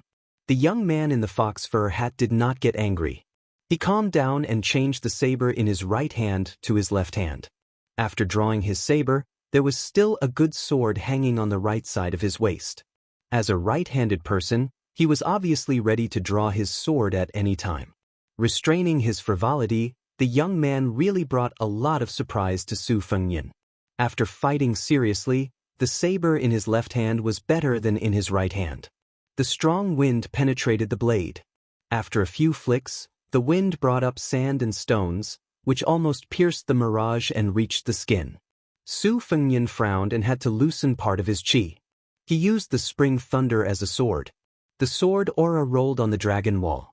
This move was secretly learned by the chess and sword music school and became a famous move. It was magnificent. Su Fengnian's body was like a fish. Although the spring thunder was out of his hand, he still controlled it. Su Fengnian's body avoided the sharp edge of the young man's saber, but the sword aura kept on increasing. It was the same move of Su Fengnian. Every time it passed, the sword aura grew bigger and bigger. It was like a snowball rolling. After 10 rounds of sword aura rolling on the dragon wall, Tao Qianji was crushed. At this moment, the young man's sword was rolling on the dragon wall countless times. Although the young man showed signs of defeat, he was always separated by a layer of window paper. Just when little Tuoba thought that he had grasped the trick, the swimming fish style that Su Fengnian learned from the herd of wild bulls no longer retreated. Instead, he slid in front of little Tuoba. He flicked away the spring thunder with one finger and grabbed the back of the saber with his left hand. When he was about to make a move, he could clearly see that the young man who was less than 20 years old was shocked. However, Su Fengnian did not beat him when he was down. Instead, he retreated without hesitation. As expected, little Tuoba, who was as good at acting as he was in martial arts, finally pulled out the famous Beimang sword and drew a ruthless crescent moon on Su Fengnian's chest. Su Fengnian exhaled quietly. His body gently touched the ground and floated backward. The ground suddenly exploded. It was really like a sudden clap of thunder rising from the ground. A giant python with a colorful crown on its head rushed out of the ground and bit at Su Fengnian's right foot that had landed on the ground. The old man in the brocade robe did not make a move. It was actually this beast that had sneaked out of the ground that launched the sneak attack. Su Fengnian did not follow his instinct to jump up and expose the flaws of the young man in the fox fur coat and the retainer in the brocade robe. Instead, he stomped down on the giant python's mouth that was full of sharp teeth. The sharp teeth cut through the mirage and slid down 2 bloody grooves on both sides of Su Fengnian's calf. At the same time, Su Fengnian took advantage of the opportunity to stomp the head back into the ground. Su Fengnian succeeded in stomping down, suppressing the intense pain and numbness on his calf. However, when he looked at the old man in the brocade robe who had taken a step forward and then retreated, his red phoenix eyes narrowed. Finally, he did not conceal his killing intent. He knew who this sinister old man was. He was the colorful python brocade sleeve man, ranked 7th among the 10 great devils of Beimang. This person was abandoned in the wilderness when he was young and no one knew what he was raised by. It was unknown whether he was gifted or not, but he could understand the language of beasts since he was young. When he left the mountain when he was young, he became famous for rearing rare birds and strange beasts. However, when he was in his prime, he did not know the immensity of heaven and earth and wanted to steal a young Qilin from the forbidden area of the Dao De sect. His spine was shattered by the state preceptor of Beimang's finger, causing him to lose all his skills. However, he was still able to make a comeback and enter the Vajra realm. In terms of martial arts prospects, it was impossible for him to advance to the mysterious finger realm. However, because he reared so many ferocious beasts, he almost did not need to personally fight against his enemies. It was impossible for his enemies to guard against him when he controlled the ferocious beasts. This was especially so when a female python with a colorful crown on her head was about to transform into a dragon. For some reason, she died before she could soar into the clouds. He cut open her abdomen and dug out her 3 eggs. The 3 young pythons were fed countless elixirs and hundreds of kinds of flesh and blood. After 20 years of unnatural maturation, their bodies were only slightly smaller than the adult female pythons. The old man in the brocade robe laughed softly and said, "The outcome has been decided." Little Tuoba glanced at Su Fengyan's calf that was bitten by the colorful python's teeth. He slowly sheathed his famed sword that could cut off hair and became cynical again. He said with regret, "What a pity. Even if a Vajra realm expert was bitten, he might be able to survive, but he would quickly become a puppet that could not move within a few hours. It seems like your luck is not too good. You still have to be buried in the sand, skinned, and poured water on your head.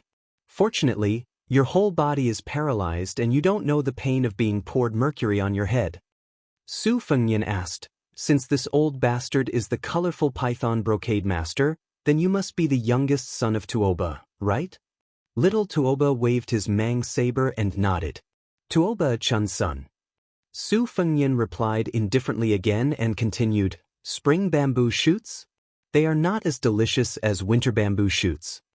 Tuoba Chun's son held his stomach and laughed out loud. He was in a good mood. He quite liked this kind of unfunny joke.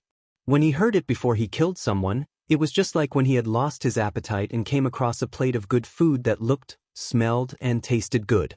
It was the best way to eat. However, in the next moment he couldn't laugh anymore. Chapter 480. The rainbow-crowned python was a rare and ferocious creature. Not only was its skin invulnerable to weapons, it also had the strength of a dragon and elephant. Who knew how many martial artists had died under its coiling body?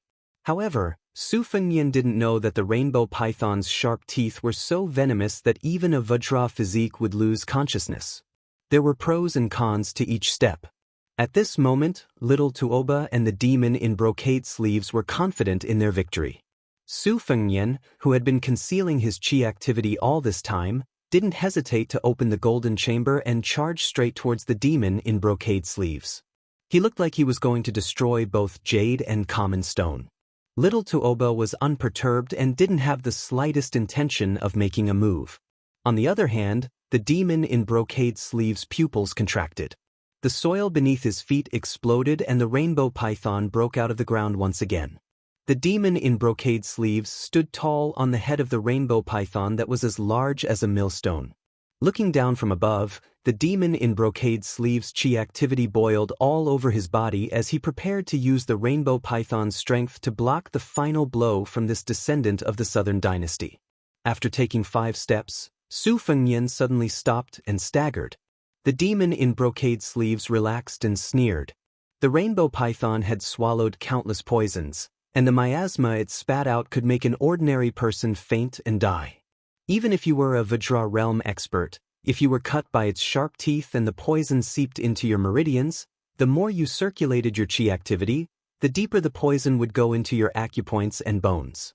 Su Fengyan only paused for a moment, which should have been an obvious sign of exhaustion.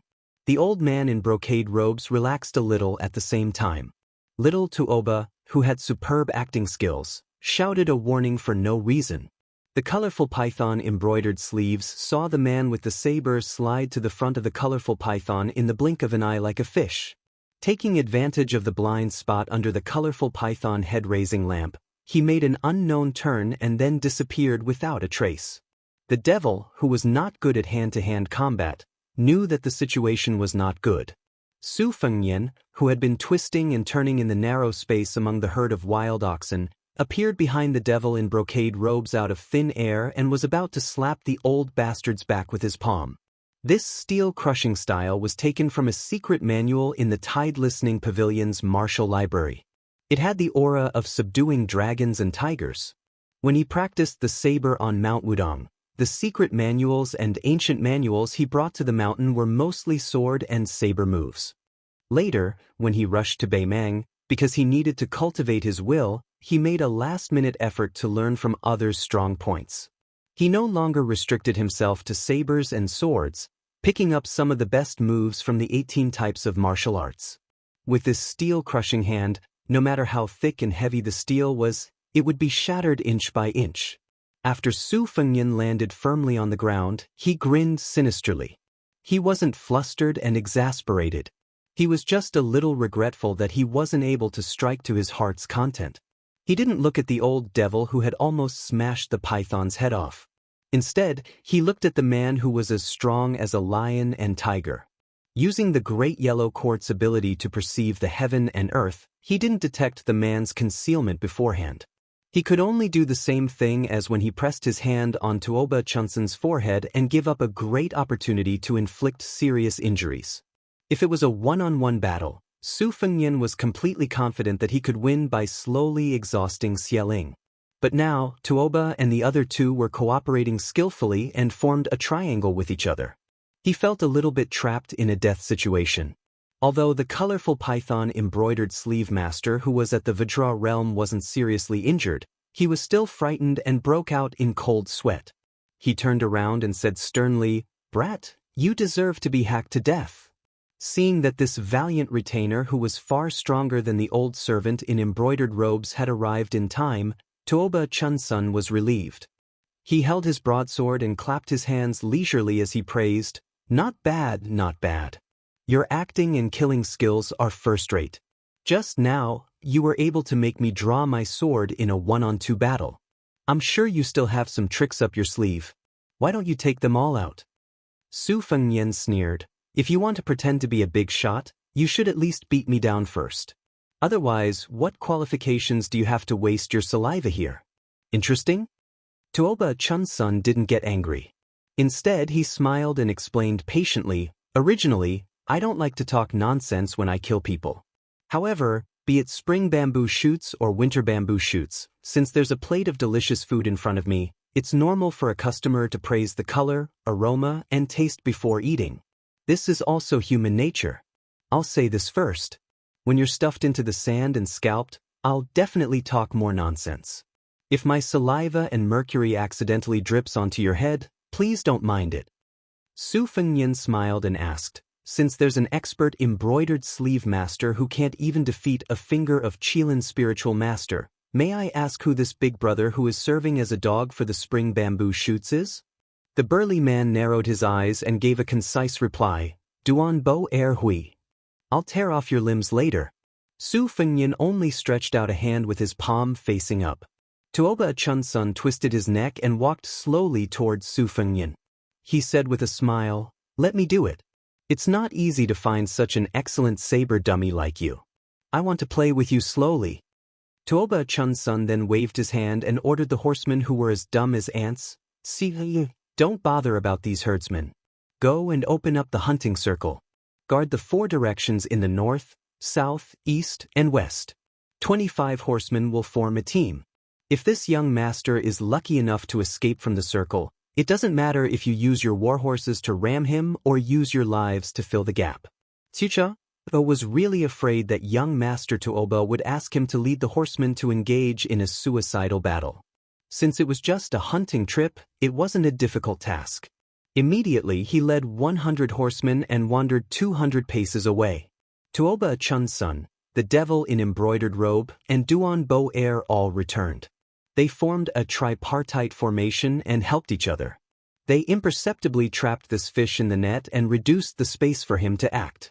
Tuoba Chunsun, who had the advantage of time and place, began to run faster. He dragged his saber with both hands and rushed toward Su Fengnian. The saber was constantly surrounded by purple threads, vaguely showing the demeanor of a grandmaster. Chapter 481. Tuoba Chunsun's bladesmanship was simple and plain. His bladesmanship was straightforward and there were few fancy techniques. The rhythm was clear and distinct. Obviously, it was born from the killing of battle formations. The treachery of this Baimang's heaven-titled aristocratic family's son lay in the fact that he was able to switch between one hand and both hands rapidly. Only when there was no fixed pattern or unsheathed sword would people be afraid of him. This was similar to Su Fengnian's sheathed spring thunder at his waist. However, Tuoba Chunsun's advantage was that he had the demon in brocade robe and Duanbo heir backing him up. As long as he was not killed in one strike, he could focus on his bladesmanship without any scruples. On the other hand, Tuoba Chunsun's physique was almost unparalleled in the world. Tuoba Chunsun was in high spirits as he fought to his heart's content. His bladesmanship became more and more ferocious. It was obvious that he was using battle to nurture battle. All the elite soldiers in the world were trained this way. On the path of martial arts, there were countless people who took this path. However, ordinary martial artists did not have a terrifying family background like Tuoba Chunsun's. Once they failed miserably, they would be consigned to eternal damnation. Regardless of how bloody and cruel Tuoba Chunsun's methods were, the temperament he had tempered was in line with the martial arts of the pinnacle. Su Fengnian kept his blade sheathed but did not show any signs of pulling it out. He only swung his hands and fought bare-handed with Tuoba Chunsun and his bladesmanship. Several times, he was able to seize an inch of advantage. He imitated Miss Hehe and used his hand as a blade. One time, he succeeded. Just as he was about to blast this Baimang general's chi to pieces with stacked thunder, he was suddenly knocked away by the colorful python. This time, he was quick-witted. His left hand cleverly moved the spring thunder at his waist. The short blade circled around his body and bounced to the side of Tuoba Chunsun's waist. Then, he was slapped on the face by Tuoba Chunsun, sending Tuoba Chunsun flying. Just as he was about to give chase and beat him while he was down, he was entangled by Duanbo heir, who was proficient in close combat, allowing Tuoba Chunsun to recover his momentum. Tuoba Chunsun looked at the young man who was not at a disadvantage in close combat with Duanbo heir. He took a deep breath and stabilized his breathing. He smiled and said, "Fun, fun, fun." Duanbo heir was ranked 6th among the top 10 of Baimang's Devil Dao. He was different from the colorful python embroidered sleeve man who relied on external forces and the female zither player who used music to bewitch him. He relied on his own vigorous combat strength and was known as the dragon spine and bare shoulders. He was the #1 expert in close combat in the prairie. He had broken countless experts who were at the level of a nation. He fought in close combat with great force and strength. His fist aura was like a thunderclap as he dodged and shifted. His moves were not inferior to Su Fengnian's swimming fish style. If it wasn't for the fact that Tuoba Chunsun had a weapon to distance himself from such a troublesome person, it would be impossible to deal with him. Tuoba Chunsun quietly adjusted his breathing and was not in a hurry to enter the battlefield to practice his saber. He was curious why this young man with a saber would rather engage in close combat with Duanbo heir than draw his saber. With this person's mystical ability to control the saber away from his hand and the boundless sword aura that was like a surging river, it would be easier for him to draw his saber. When Tuoba Chunsun saw this fellow and Duanbo heir punching each other's chests and taking a few steps back, he confirmed that this person was indeed in the Vajra realm. He let out a mouthful of turbid air and waved his saber. He laughed heartily and said, "Although I don't know how your Vajra realm can suppress the python's poison temporarily, I don't believe that you can exhaust the three of us by taking turns." Although Duanbo heir was forced back by a punch, his expression remained normal. He was a little surprised by this young man's inner strength and patience. He silently withdrew from the battlefield and left it for the young master to practice his saber. Su Fengnian stretched out his thumb and wiped away the trace of blood at the corner of his mouth. Tuoba Chunsun was using him to practice his saber, but wasn't he also using these three people to temper his physique and chi dynamic? Back then, Li Chungang had 300 to 400 sleeves of green snakes, so how could he be beaten up for nothing? Su Fengnian didn't dare to say that he was invincible, But if he were to say that he would exhaust his great yellow court cultivation and stamina that had stepped into the Vajra realm in a short amount of time, it would be a fantasy story. Although Su Fengnian was in a sorry state, he still cherished this opportunity. He was happy to let Tuoba Chunsun slowly play with him. However, his mouth didn't show any mercy. He laughed and said, "Fun? Back then, I told your mother the same thing. When you have a wife in the future, I'll tell her the same thing." The devil in brocade robe opened his mouth slightly and was stunned by what he said. He was really reckless. Didn't he know that the young master's mother was the woman of the number one person in Beimeng? Duan Bo Air let out a sigh and was a little impressed by this young man's guts. He could still be so stubborn even when he was on the brink of death. Tuoba Chunsun had an indifferent expression as he walked into the battlefield with his saber. However, his right hand was on the hilt of his sword as he said slowly, "Since you want to die, I'll satisfy you. Let me ask you one last question. Why is your Vajra realm different from my two retainers?" Su Fengnian responded with a sneer and raised his hand to shake Kunlun. Tuoba Chunsun was ignored by this fellow time and time again. He was at a disadvantage and twitched his mouth. The old man in brocade robe and Duan Bo Air raised their voices at the same time. They knew that the young master's good temper was gone and that he was about to start the massacre. A colorful python leaped out of the ground 10 steps in front of Su Fengnian and pounced toward him. Behind him, a huge python with a huge body that created a ditch in the grasslands slid toward his back. Su Fengnian didn't care about the colorful python's sneak attack. He raised his hands and pressed them down. Kunlun could be shaken, so why would he be afraid of an evil creature that wasn't even a dragon yet? The colorful python that was pouncing toward him was twisted by his hands and slammed into it with his shoulder. When it landed on the ground, it created a huge pit. The colorful python shook its head and was severely injured. Behind him, layers of rivers were broken. 5 to 6 blood grooves appeared on the colorful python's body that was 30 feet long. It bounced into the air and struggled to its heart's content. When it landed on the ground, it was on the verge of death. The old devil in brocade robe's eyes were cold. The attacks of his two beloved colorful pythons were blocked as expected. Seeing that Duan Bo Air had closed in on him in an instant, the old devil sneered in his heart. Su Fengnian's single breath shook Kunlun and River Severing 6, and this was already his limit. After being punched in the chest by Duan Bo Air, the chi leaked out and formed a mirage. It was originally floating and swaying, and could not be said to be invulnerable. However, it was also broken by this brawny man who was ranked 6th among the Devil Path in terms of martial prowess. Due to the fist aura, not only did Su Fengnian's hair not flutter backward, it was pulled forward in reverse. After being smashed by the fist aura, his feet could no longer take root, and his body floated backward. Tuoba Chunsun, who had been running all the way, pulled out his sword for the second time. Strands of purple chi appeared on the blade's edge, and in an instant, it was as thick as a finger. The sword chi was a level stronger than before, and the blade slashed out an oblique cross in the air. Su Fengnian raised his arms to block. His sleeves were cut open and fresh blood flowed out. Tuoba Chunsun didn't show mercy after gaining the upper hand. With the blade and sword in his hand, he was dazzling like a bouquet of flowers. When the two finally stood in the flying dust, Tuoba Chunsun knocked his blade and sword against each other, shaking off a few drops of scarlet blood. Su Fengnian's hair was disheveled. He had a purple mark between his eyebrows as if he had opened the heavenly eye. He reached out and grabbed a strand of hair that had been cut off along with his headscarf in the air. He tied it into a knot and tied it into a headscarf. Chapter 482. Regardless of Tuoba Chunsun's family background or his outstanding talent, he always had the conceit of wanting the world to revolve around him. He was used to seeing people bow down to him, but when he saw this scholar of the Southern Dynasty silently tying his hair, he still couldn't suppress his fear and a burst of unprecedented jealousy. Although Tuoba Chunsun had an extreme personality that was tyrannical and bloodthirsty, his brain wasn't bad.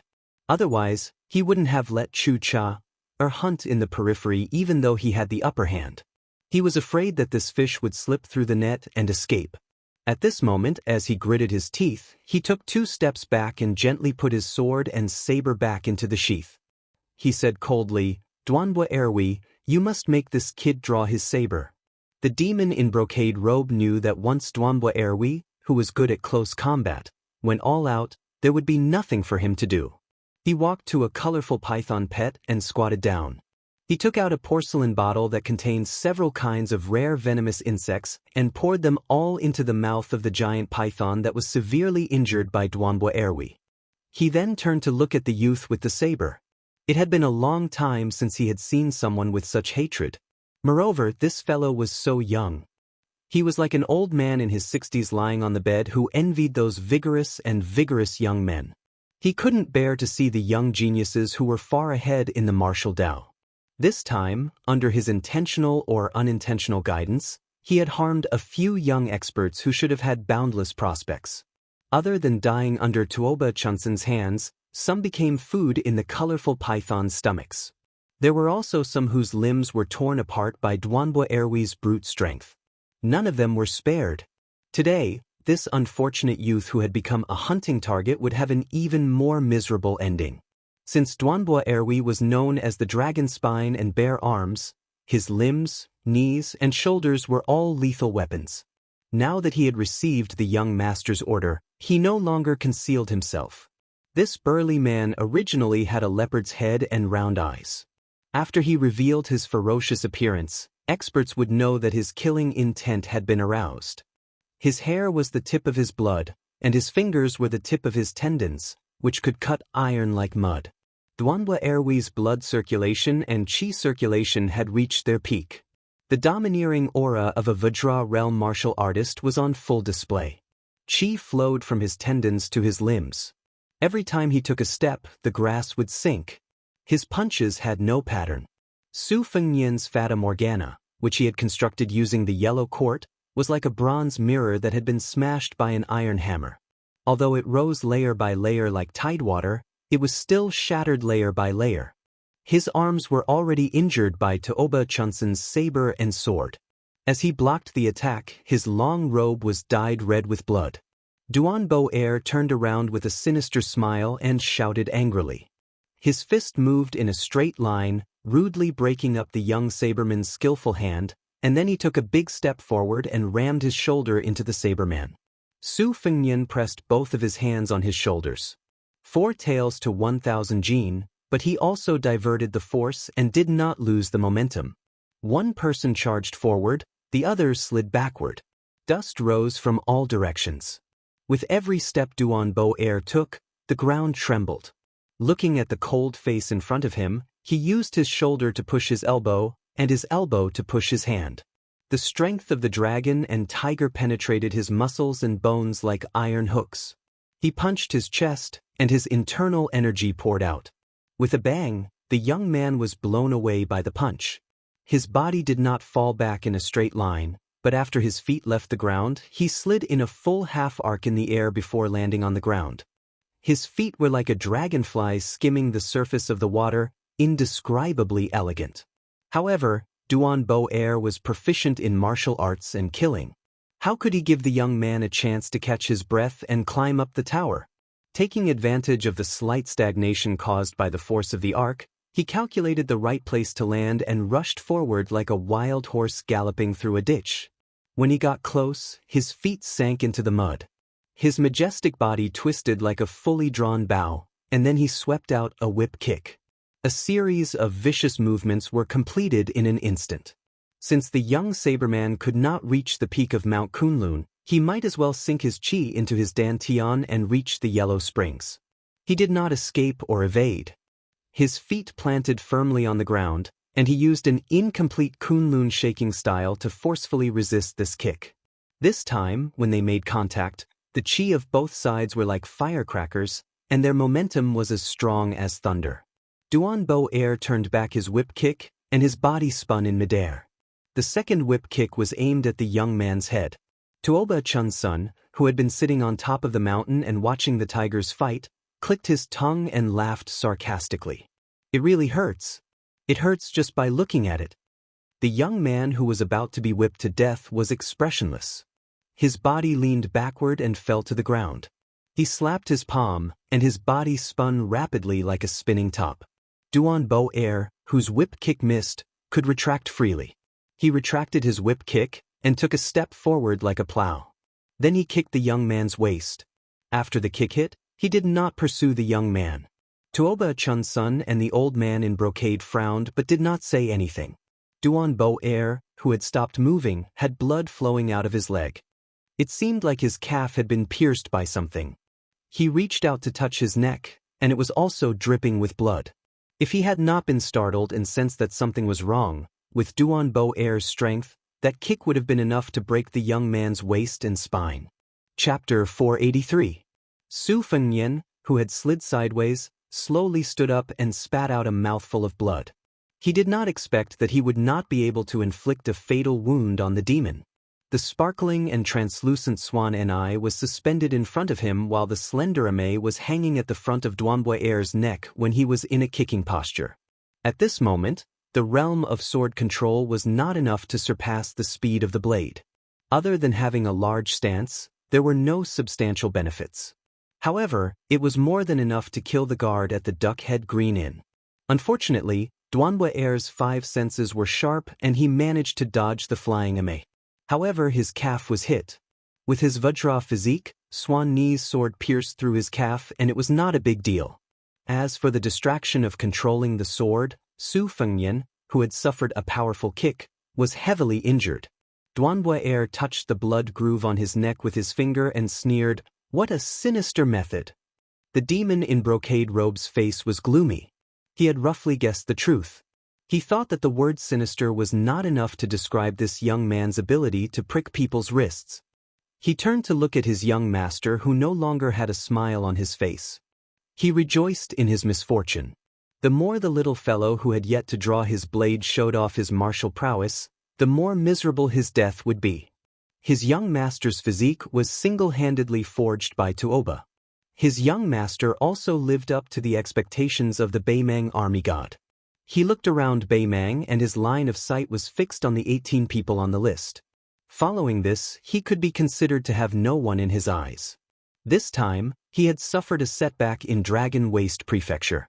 With second young master Tuoba's vengeful personality, how could he not bear this grudge? Su Fengnian spat out turbid air and blood clots. He nodded and smiled. Sinister is sinister. However, 2 masters who are sitting steadily in the Vajra realm and a descendant of a prestigious family who is only 1 step away from the Vajra realm. The 3 of them ganged up on him and killed him. It was very honorable. Duanboi Air remained unmoved. All the bones in his body creaked. Tuoba Chun-sun, whose eyes were burning, said, "Where did you get the sword control technique from? Tell me before you die, and I'll give you a quick death." Su Fengnian did not pay any attention to him at all. He just adjusted his breathing and recited the incantation. He meditated and nourished his Tao foundation, nourishing his qi, nourishing his spirit. The primordial yang did not leave to hide its true nature. The yellow court plant had the longevity lotus. 10,000 taels of gold would not be given to anyone. The beauty of the Taoism's great yellow court was not in harming others, but in nurturing longevity. What was longevity? Perhaps it was as illusory as the formless mirage, but the flow of qi was so fast that one would not know the mystery behind it unless they were in a life-or-death battle. Su Fengnian was secretly glad that he had practiced the Kai Shu style diligently. Under the destruction of the rolling dragon wall sword aura, the acupoints in his body seemed to have slowly opened up a blessed land, allowing him to freely choose the treasures. Although Su Fengnian only had 50 to 60% of the Great Yellow Courtyard, this cultivation base was really useful under the tempering of Li Chuangong's green sleeves snake sword aura. Otherwise, his body would have been badly damaged during the battle with Duan Bo Air. He would not have been able to withstand a few rounds of attacks from this devil. Tuoba Chun-sun asked curiously, "You've even used the sword control technique that seems to be from the Wu family's sword tomb. Other than puffing yourself up at your own cost, you haven't pulled out your blade. Do you have any other tricks up your sleeve?" Tuoba Chun-sun probably knew that this cold-faced arrogant fellow would not answer. He answered his own question, "I know. You must have more than 1 sword control technique. How many more do you have? 2, 3, 4? Su Fengnian laughed, "I do have a few flying swords. Tuoba Chun-sun laughed as well. Duanhua Er Hui, continue. Duanhua Er Hui obeyed the order to continue the fight. The momentum of his fist did not decrease, but he paid more attention to dealing with the treacherous flying sword. To Bei Mang, the earth-shattering 9 swords that broke 10,000 riders 200 years ago was deeply imprinted in the hearts of all martial artists. Therefore, he did not dare to underestimate the swordsmen of the Wu family. The sword tomb had been quiet for 200 years. The Jianghu of the Liang dynasty was no longer afraid of the Wu family who used all the sword moves in the world. On the contrary, it was Bei Mang who still remembered it in his heart. It was indeed a great irony. Duanhua Er Hui was afraid of the elusive flying sword, so he had been carefully probing. Although he was distracted, it did not mean that his punches and kicks were not fierce enough. From the beginning to the end, he still had the advantage of suppressing his opponent with brute force. The black silk knot was like a woman's love, knotted with 1,000 threads. Su Fengnian did not understand the 7th page of the saber manual. Now that he had to try to understand it, he naturally could not understand it. When he fought with Duanhua Er Hui, he was just trying to make a Hail Mary effort. He hung the flying sword on the nodes of the black silk not according to the saber manual's embryonic form and constantly used it as a trap. Tuoba Chun-sun watched patiently from the side and counted the number of flying swords. Excluding the first 2, there should be 4 more. He clicked his tongue and asked, Hey, there are already 6 swords. Have you emptied your treasury? Su Fengnian said calmly, seems like there's no more left. Soon after, the 7th dawn dew appeared in the sky. Even the strong-willed Duanhua Er Hui, who was an ambitious and ruthless person of the demonic path, had the urge to curse. The dawn dew and the 6 flying swords formed a black silk knot. It was like a heavenly net that enveloped Duanhua Er Hui, greatly limiting the power of this demon. Tuoba Chun-sun sneered, Give me another one if you can. As soon as Su Fengnian said, There's really no more left this time. He rewarded Duanhua Er Hui with a freshly made flying sword. Duanhua Er Hui was finally enraged. The flying swords left bloody wounds on this demonic path magnate's body. However, Su Fengnian was also punched and kicked several times. Every time he was hit, he would be like a kite with a broken string. When the 8th peach blossom sword appeared, Duanhua Er Hui, whose eyes were bloodshot from all the killing, punched the young man's chest. He ignored the wounds on his body and rushed forward, tearing apart the net. The kite seemed to be drifting. However, intentionally or otherwise, it borrowed the momentum and quickly drifted toward Tuoba Chun-sun.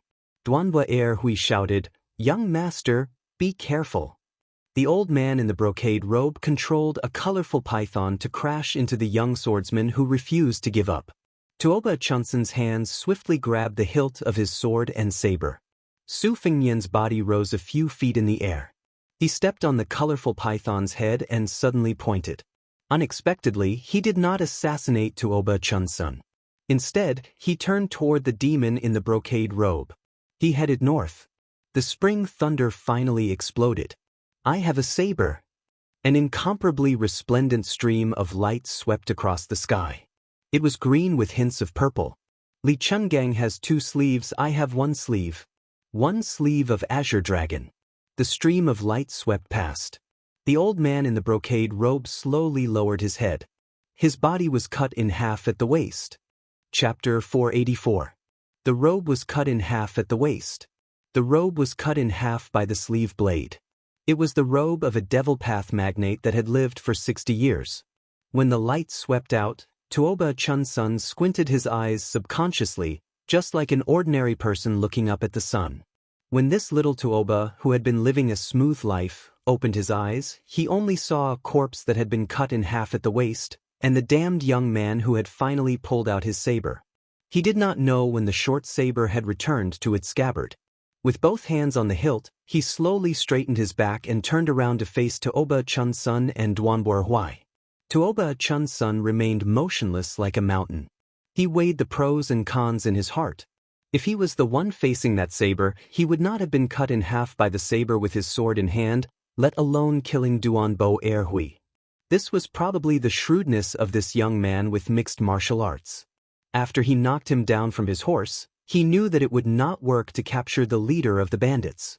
Therefore, he set his eyes on Jin Xiulang, who was used to riding the colorful python to fight the enemy. Duanbo Erwi, who was ruthlessly plotted against, gritted his teeth and said, "Young master, this man's chest was injured by my last punch. His chi can no longer flow smoothly. He can't even ride his sword, let alone use his saber. Let me collect his corpse." Tuoba Chunsun rolled his eyes and said, "It's best if you can collect his corpse. Don't collect mine when the time comes." Duanbo Erwi was furious. This time, he did not have time to flatter Tuoba Chunsun.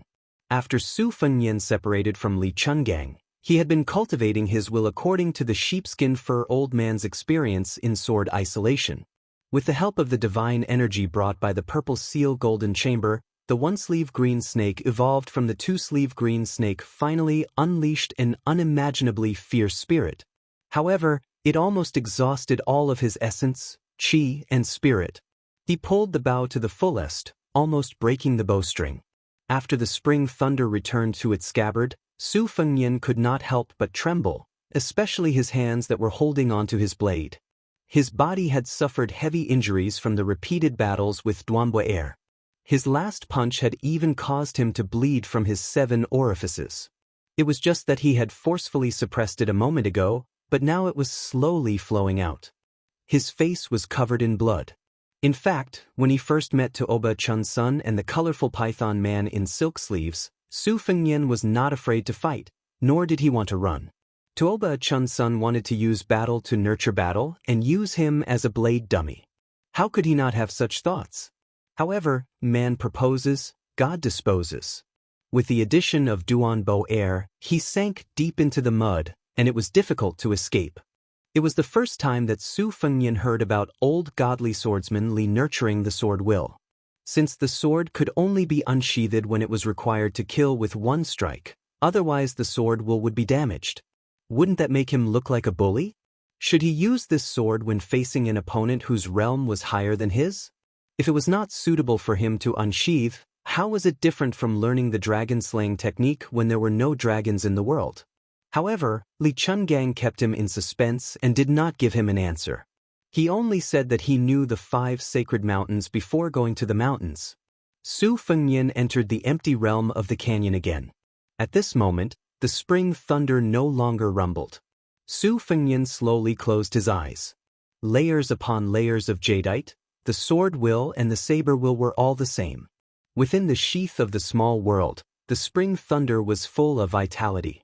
The spring thunder that came out of its body scattered across the heaven and earth. It was as if it was rushing to the sea and then back again.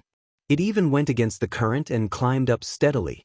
The line between life and death brought about great enlightenment. This was a clarity that could not be brought about by reading thousands of secret manuals in the martial arts library.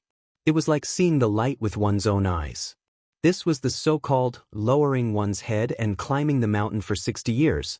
Only then did one know that there was a lamp on the summit of Mount Kunlun. Tuoba Chunsun did not dare to take the risk easily. A plan came to his mind. He looked at Chu, who was as cheap as an ant in his eyes. He waved at the horsemen who were already scared out of their wits and said with a smile, "Go, distribute 20 sabers to the herdsmen. Tell them that if they want to live, they have to hack this young man to death. Whether they can hack him to death or not, as long as they raise their sabers, I, Tuoba Chunsun, promise to give them 1,000 taels of gold and 10,000 cows and sheep." Chu Cha-er's martial arts were mediocre. He only knew that the machete man was not to be trifled with. However, it was easy for him to crush a soft persimmon. He led the 20 horsemen forward and came to the herdsmen. He threw down the 20 sabers and said gloomily, "Did you hear clearly? Our Baimang god of war's young master said that as long as you raise your sabers at the thief who fled into our territory from the southern dynasty, you will be rewarded with 1,000 taels of gold, 10,000 cows and sheep. Moreover, I, the king eagle of this grassland, Chu, also promise you that this lake and this pasture will be given to you. If you don't know what's good for you." Chu Cha did not dare to take the initiative. He quickly and carefully turned his head to look at Tuoba Chunsun. The latter made a gesture of cutting his throat with a saber. Chu Chao, who received the instruction, immediately changed his expression and said sternly, "It's death." Tuoba's youngest son? Hu Yenbao's heart was as dead as ashes. He saw a young herdsman moving to pick up the saber. He glared at him and said angrily, "How dare you?" Chapter 485. The herdsman only paused for a moment. When he saw his fellow tribesmen walking out of the formation, he no longer hesitated. He silently picked up the machetes with clear edges.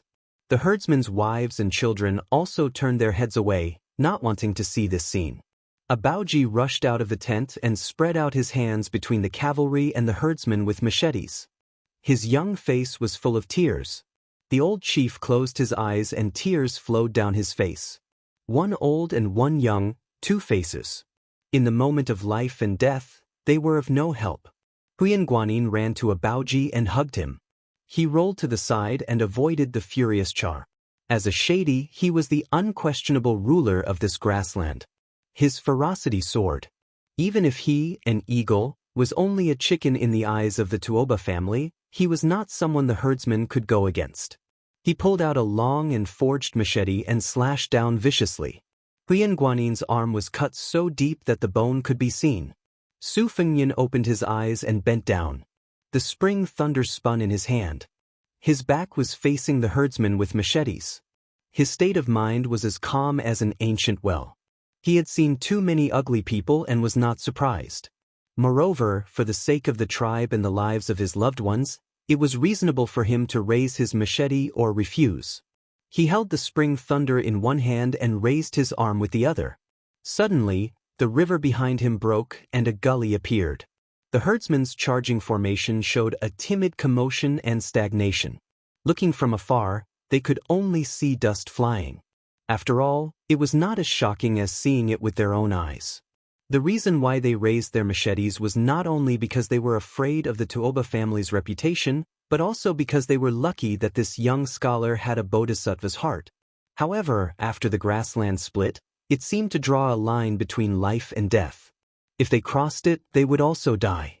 Thus, their lucky mentality was swept away and their courage weakened. Su Fengyan stared at Tuoba Chunsun. He stretched out his hand and smoothed out the creases on his chest that were soaked in blood. He smiled and said, "Without the colorful python man holding you back, it won't be easy to stop me again. Why don't you and I hunt each other?" Tuoba Chunsun let out a wild laugh, which made his handsome face twist a little. Pointing at Su Fengyan, he said, "There is a saying in the Central Plains that goes like this. An arrow at the end of its flight cannot pierce through the silk cloth, and an arrow at the end of its flight cannot float a goose feather. You think you can negotiate with me with your half-dead appearance? Do you feel pain in your lungs when you breathe? Do you think Duan Bo's punch was embroidery?" Su Fengyan said, "How many times can I ride my sword? Have you guessed it before? Similarly, since there was a first strike, why couldn't there be a second or third strike? It's not like I can't drag another one down with me. Killing Duan Bo, who is ranked 6th among the evil sects, doesn't seem to be as profitable as killing the youngest son of the war god." Tuoba Chunsun stretched out a finger and shook it a few times. He smiled confidently and said, "Don't try to scare me. It's useless. I grew up being beaten and scolded by this Tuoba you keep talking about. I'm not scared. I know a little about your temperament. If you can kill someone, you won't talk nonsense. Now that you are talking too much, it proves that you have exhausted all your tricks. TSK, exhausted all your tricks. That's a good saying. Since you are a descendant of the Southern Dynasty's Zhuran family, you should know what I mean, right? Or should I say, you are starting to scheme in the dark again? I'll wait and see. Duan Bo, do it. You can have his limbs, and I'll have his head." Tuoba Chunsun narrowed his eyes and said, "I didn't know it before, but after meeting you, I realized that you know some of the famous words in the books. Nagging and nagging will make you seem more emotional when you kill someone." Su Fengyan faced Duan Bo and exhaled gently. A ray of golden light rushed out of his sleeve. Tuoba Chunsun giggled and said, "Child's play. Your sword-controlling killing technique is worlds apart from the sword aura of one of my father's defeated opponents, the chess and sword music school." He had a frivolous expression on his face, but his eyes were cold. This flying sword that had never shown itself in the world was far superior to the 8 flying swords that were hovering in the air in terms of sword aura and speed. It was the golden strands that had formed half of the sword embryo. Tuoba Chunsun did not draw his sword. He only competed with the golden flying sword that had a tricky trajectory. He was like a passionate man teasing a girl in love, attracting bees and butterflies. The man and the flying sword were very beautiful. Su Fengnian was already facing off against Duan Bo Erwi, who was charging towards him. Duan Bo Erwi became more and more courageous as the fight went on. He was incomparably valiant, and he showed no mercy in his attacks. His entire body was wrapped in ropes, and when he moved, he could destroy mountains and shake mountains. Su Fengnian did not hide his weakness. He was determined to tear off the limbs of this young man who dared to divert his attention to control the sword in front of him. Duan Bo Er's posture was relaxed. He attacked like a sledgehammer and attacked like a hook. His elbows seemed to be close to his ribs.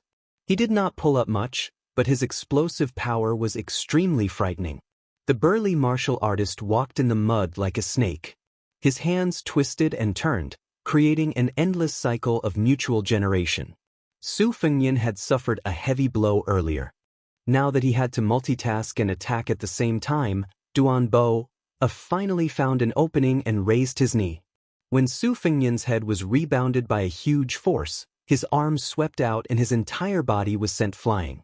Su Fengnian muttered softly, "Lend me 3,000 qi to chop off your head." The golden light exploded.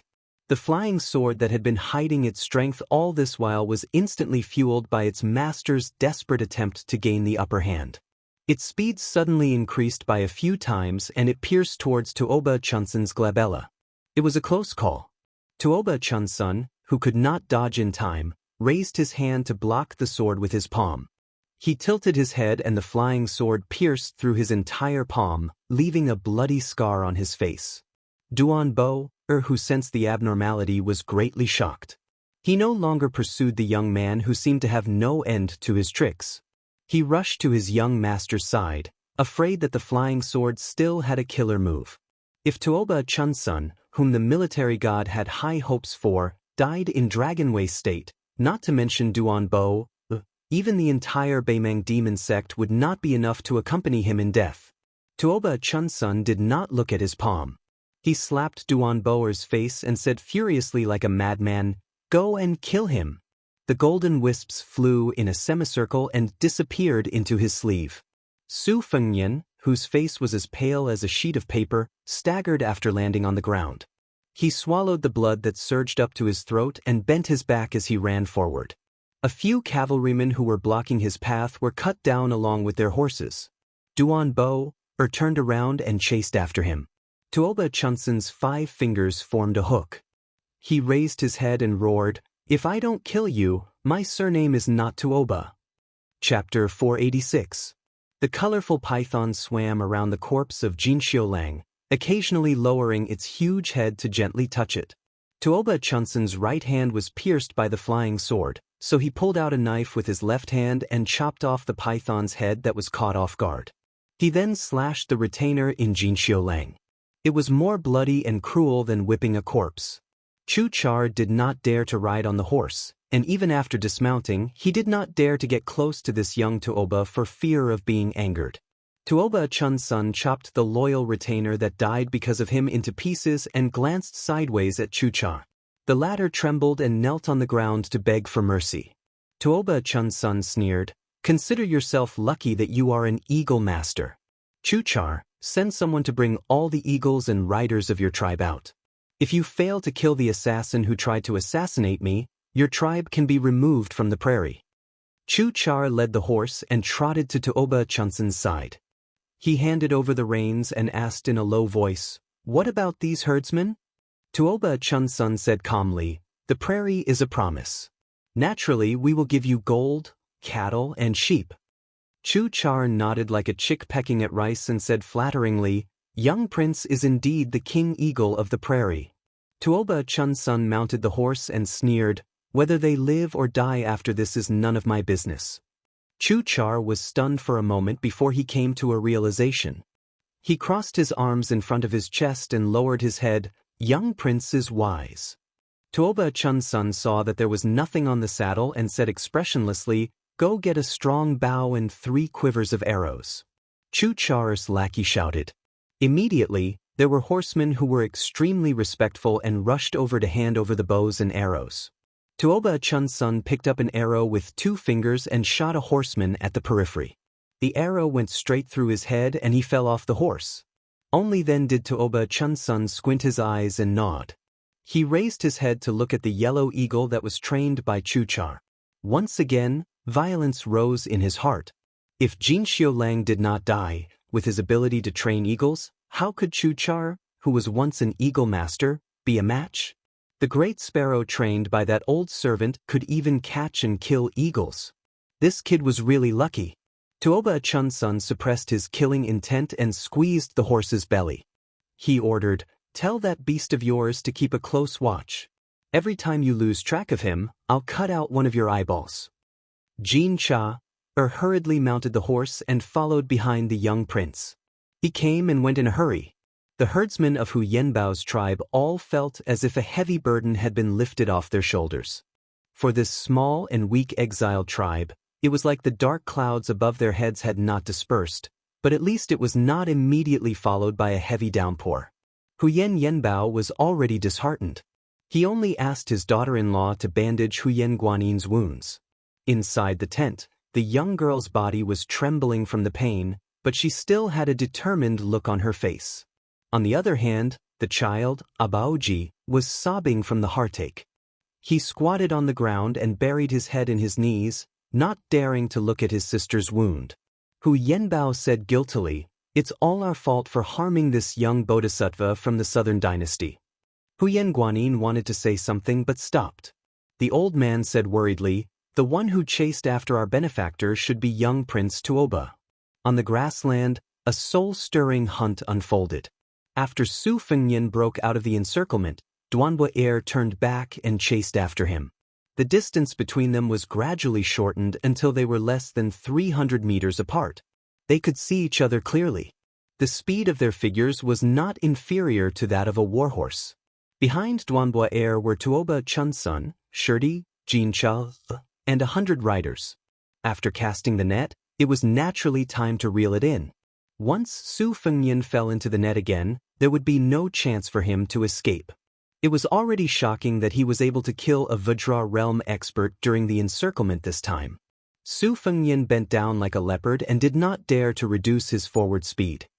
He turned his head and took a glance at the falcon that was circling in the sky.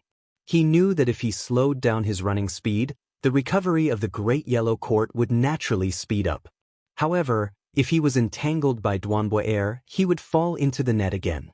Although Tuoba Chunsun was injured by the golden strands, he still had 80 to 90% of his combat strength. On the other hand, Duanbo Air was already exhausted. It was not wrong to say that he had exhausted all his abilities. Although he did not know why his entire body was not paralyzed like what the devil in brocade robe imagined, it definitely affected his body's movements. The 8 flying swords formed green strands, the spring thunder unsheathed, the green dragon sleeve, and finally, even the golden strands of forming embryo. Duanbo Air's attacks were all solidly smashed on his body. Su Fengnian had not reached the heavenly phenomenon realm where he could borrow the heaven and earth's weather, nor was he at the earth immortal realm. If Tuoba Chunsun and Duanbo Air had given him 10 to 15 months to recuperate, he could have fought again. However, they were chasing after him urgently and wanted to eliminate him completely. Su Fengnian could only desperately breathe and heal his injuries while running forward. There was no way out. Fortunately, he had the Kai Shu-style Qi-Ji that could travel 300 miles in an instant. He was used to the stinging pain from this kind of Qi-Ji and was able to grit his teeth and endure it. Duanbo Air, who had been running madly, frowned. On one hand, he was surprised by the Qi-Ji of the Southern Dynasty's Qi-Ji. On the other hand, he was even more puzzled by the wound on his leg. When the sword pierced through, he could completely ignore it with his Vajra physique. Even if he could not recover quickly, his Qi-Ji would not be blocked like now. It could be seen that the swordsman's sword controlling technique had not reached the peak, but the flying sword itself could be considered an immortal item. This made Duanboer even more determined to kill this young man. As for the death of the colorful python, he did not feel any sympathy. The Toba family was like a large temple. A large temple would have many clay bodhisattvas. With one less bodhisattva, the rest of the bodhisattvas would have more incense offerings. Moreover, Duanboer had always been dissatisfied with this old servant's ranking as one of the 10 great devils. On the contrary, he admired Xie Ling and the others more. In his eyes, the old man in the brocade robe was not a devil. He was more like a laughable entertainer raised by the rich and powerful. He only knew how to use his lewd skills to seduce others. The two of them had never seen eye to eye. Duanboer's heroic spirit overflowed. He shouted, "Boy, do you dare to fight with me for 300 rounds?" The voice came from afar. "Call your wife or daughter over." Duanboer listened to the voice and discerned the Qi. This person's Qi seemed to be more vigorous than he had imagined. However, after suffering a great loss, he knew that this fellow's acting skills had reached perfection compared to his young master's. He would not be fooled so easily. Su Fengnian looked at the yellow eagle above his head again. After the time it took to burn an incense stick, Duanboer was shocked to find that the distance between them had narrowed to 800 feet. However, the cavalry behind him, who had been galloping in a straight line according to the falcon's instructions, had caught up. Could it be that this fellow had no sense of direction and had taken a slightly unnecessary but fatal arc? However, it was a good thing to be able to close the distance and meet up with his young master. Duanboer did not think too much about it. Tuoba Chunsun took the lead and rode side by side with Duanboer about 10 feet away. The distance between them and the dying swordsman of the southern dynasty was shrinking. Duanboer said in a low voice, "Young master, be careful of that person's flying sword." Tuoba Chunsun did not say anything. He picked up a well-made black crow feather arrow from the quiver on his back. 200 steps. Tuoba Chunsun began to draw his bow. At 120 steps, just as Tuoba Chunsun was about to shoot, the distance suddenly increased to 150 steps. Then he kept pacing back and forth between 130 and 40 steps. Tuoba Chunsun was not in a hurry. Normally, with the guy's speed, unless it was the best warhorse, it would be impossible to catch up with him. He might as well abandon his horse and chase after him. However, since he was seriously injured, it was a different matter. He was more than happy to play with this Southern Dynasty scholar slowly to death.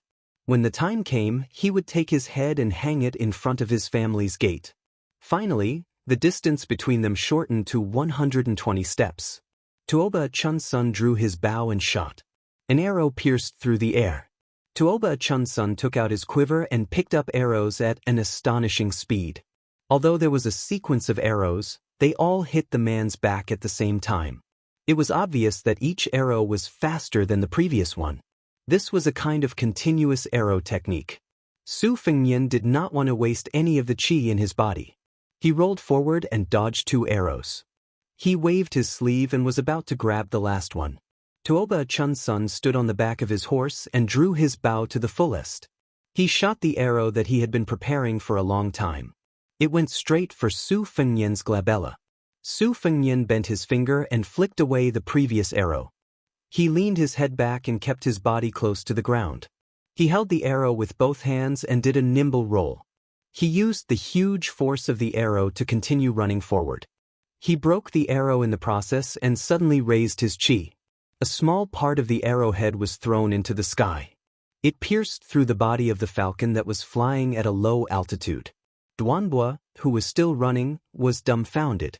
Tuoba Chunsun stood on the back of his horse and clenched his fist. One of his hands was dripping with blood. Su Fengnian laughed loudly. His body suddenly accelerated and the distance between them instantly increased to 100 feet. What's the use of treating you as 3 Vajra realm martial artists? If a heavenly phenomenon realm martial artist doesn't come, I won't be able to die here. I have something to do. This is the only chapter for tonight. It will explode tomorrow. By the way, I will ask for a red note. Chapter 487. Tuoba Chunsun was different from his sickly elder brother who had been dealing with medicine all year round. Tuoba Chunsun was born with divine strength. The Tuoba clan revered martial arts and valued strength. Almost all the youths in the clan had joined the army. They had high hopes for this young master who was about to step into the Vajra realm before the age of 18. This trip was also because the Baimang military god wanted Tuoba Chunsun to break through the window paper by himself. With Tuoba Chunsun's stamina, his equestrian archery skills were quite outstanding. He could shoot arrows continuously for 200 steps without any deviation in his aim. However, he had weighed the remaining strength of the Southern Dynasty's rich son. Within 100 steps, it could be fatal, but within 120 steps, it could be fatal.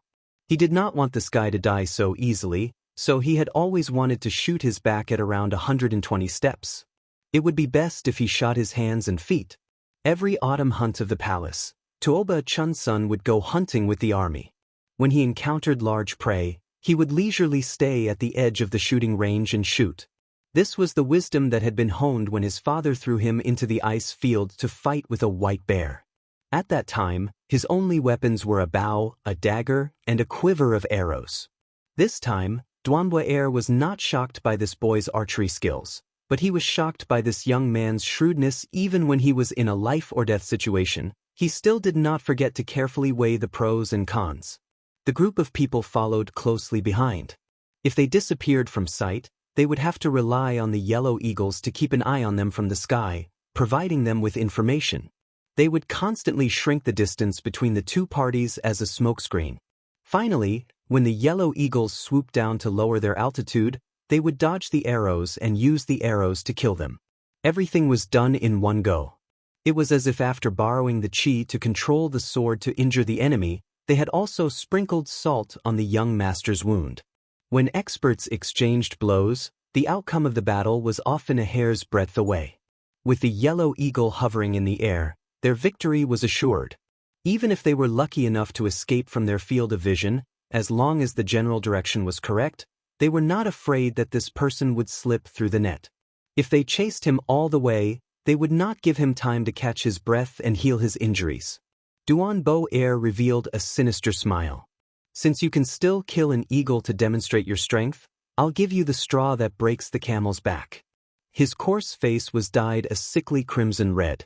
His eyes were pitch black, and his irises gradually faded until his pupils could no longer be seen.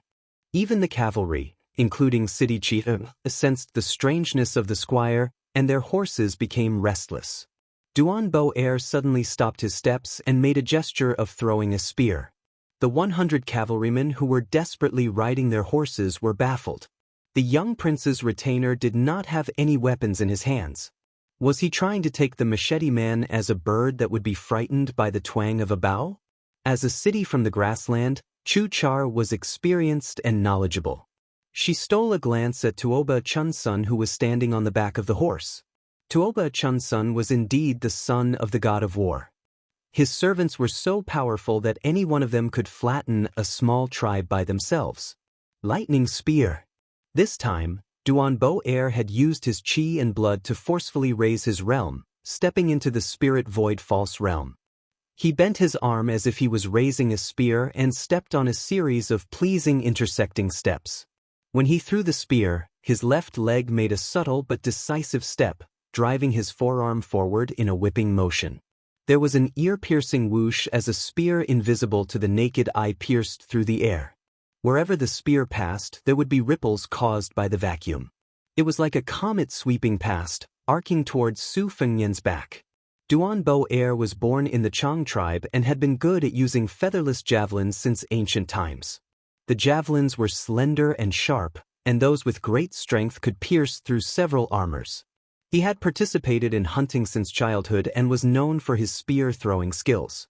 When he was young, he met the great Grandmaster Spear Immortal Wang Xiu, who was at the peak of martial arts. He was taught the profound meaning of the spear and eventually created the lightning spear divine ability. 8 years ago, he fought with a famous demon from the devil path and killed him with 2 spears. Duanbua Heir did not dare to use this kind of spear technique that consumed a lot of chi and blood. Moreover, it had the advantage of catching Su Fengnian off guard and attacking from a distance. It could be seen how much importance Duanbo heir had placed on Su Fengnian. After Su Fengnian clearly knew the identities of Taoba Chun's son and the others, especially when he started to flee, he had been waiting for Duanbo heir to use his famous technique. The lightning spear that was known as the Three Spears Splitting Mountains had finally arrived. Along the way, the scattered Great Yellow Courtyard, other than the broken arrows used to kill the Yellow Eagle, were all prepared to block this spear. There was no need to think about dodging. The lightning spear that was thrown out was guided by Duanbo heir's chi from afar. It was not like an arrow that had a fixed target. This was similar to the superior sword controlling technique. The mark between Su Fengnian's brows had already turned purplish-black. He did not care if he was in the state of terminal lucidity. He stopped and turned around. Both of his hands twisted the spring lightning and his body flew backward. The spring lightning once again formed a huge mirror of chi wall in the valley. The conflict between the two was decided in this one move. Duanbo heir was undoubtedly still a powerful crossbow. Su Fengnian's strength had become weaker. The round mirror was shattered by the lightning spear and the spring lightning was sent flying backward. The lightning spear changed its trajectory slightly and pierced into Su Fengnian's ribs. After penetrating through, it still blasted a hole as tall as a person on the ground, causing dust to fly everywhere. Duanbo heir could be considered to have avenged Taoba Chun's son for stabbing his palm with the flying sword. Jin Cha and Bai Chi finally felt relieved. This guy was really too troublesome. This time, he should have accepted his fate and died, right? Su Fengnian's body fell heavily on the ground. He struggled to sit up, but he could not stand up anymore. He took the spring lightning beside him and sat down cross-legged, placing it across his knees. The blood that gushed out of his mouth had already turned black.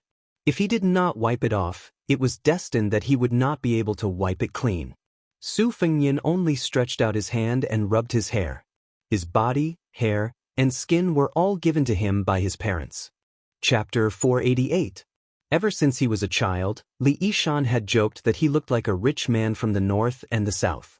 No wonder he was reincarnated into the Su family. His eldest sister, Su Jihu, always joked that of the 4 people in the family, he looked the most like their mother. Their facial features were the same, their eyes were the same, and even their hair was the same. She always said that she was very jealous. Su Fengnian's vision blurred. His mind flashed, and he thought of many trivial things. He thought of Su Zhao's hunched back, the 4 siblings laughing and playing, the spirit-suppressing song of Prince Liang's mansion on Mount Qingliang, the white robe that had been a heavy shadow in his heart since he was a child, the old man's sword came and went, and the bloated hill on the military parade platform by the Guangling River. Too many people and too many things flashed by. He didn't know why, but when his life came to an end, he felt sorry for his father, Su Xiao, for not being able to take over the burden of 300,000 cavalrymen from him, and for not being able to ease his shoulders. In the end, he thought of a woman's dimples. Although they grew up together, they couldn't be called childhood sweethearts. He had lived for no more than 20 years, but he had already seen all kinds of women. Perhaps it was just as the head maidservant Sweet Potato had said. He appeared to be affectionate, but was actually heartless and cold. He had cared about many women, but it seemed that he could let go of any of them. Only she, no matter whether it was the 3 years of wandering about with old Huang as a stray dog, or his travels afterwards, or this trip to northern Mang, would always think of her and feel his heart ache. If the world knew that Su Fengnian, who already had the hereditary title in his hands, was going to Beimang alone, they would definitely laugh. His Royal Highness had nothing better to do. He didn't want to be the heir, so why did he have to risk his life for something? Your father had already proven that no matter how wonderful Jianghu was, in front of the cavalrymen, he could only crawl and surrender.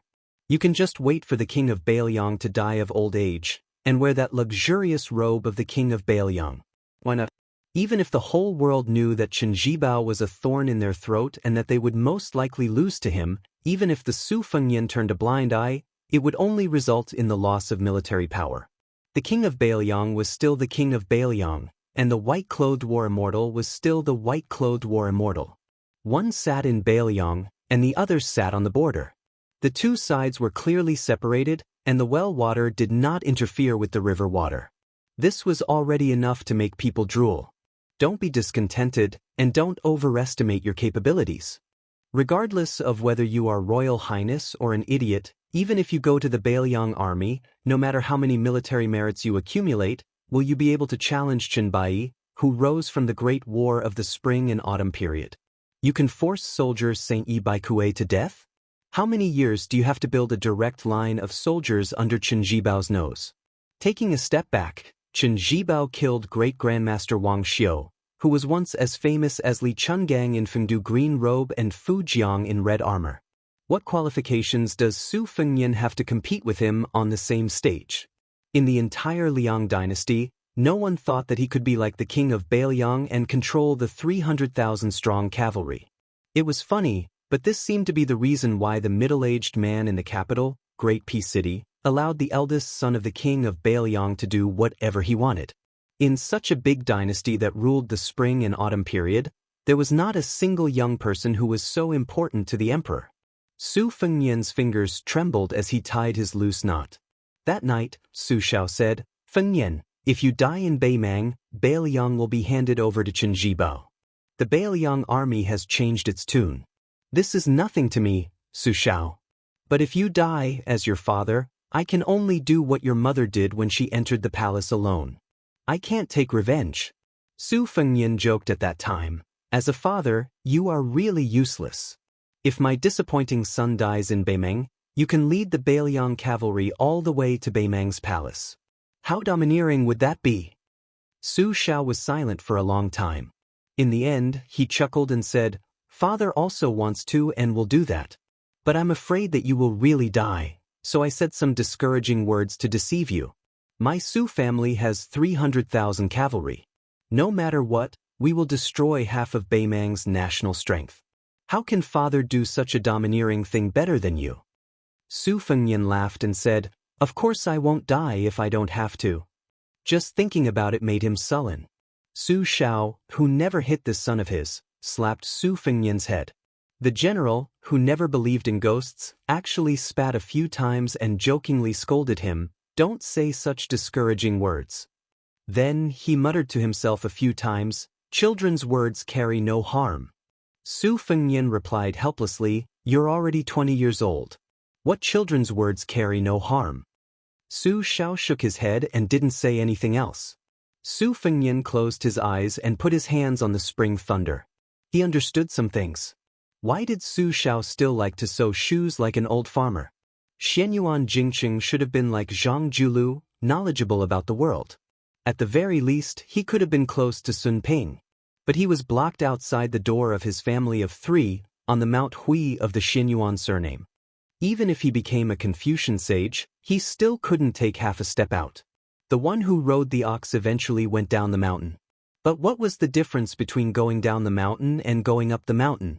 Old Man Li wearing a sheepskin coat at 16 years old, King Kong at 19 years old, Xianxia at 24 years old, celestial phenomenon.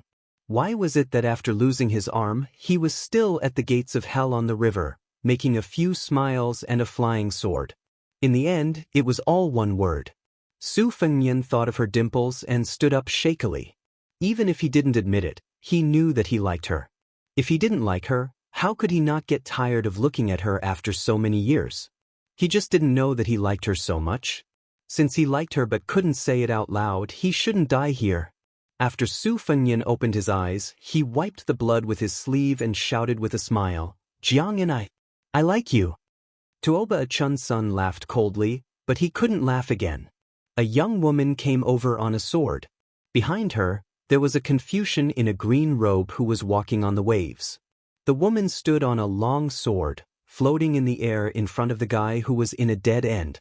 She glared and said angrily, "Why did you call me shameless?"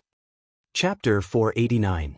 It was a scene of a young man and a young woman reuniting after a long separation.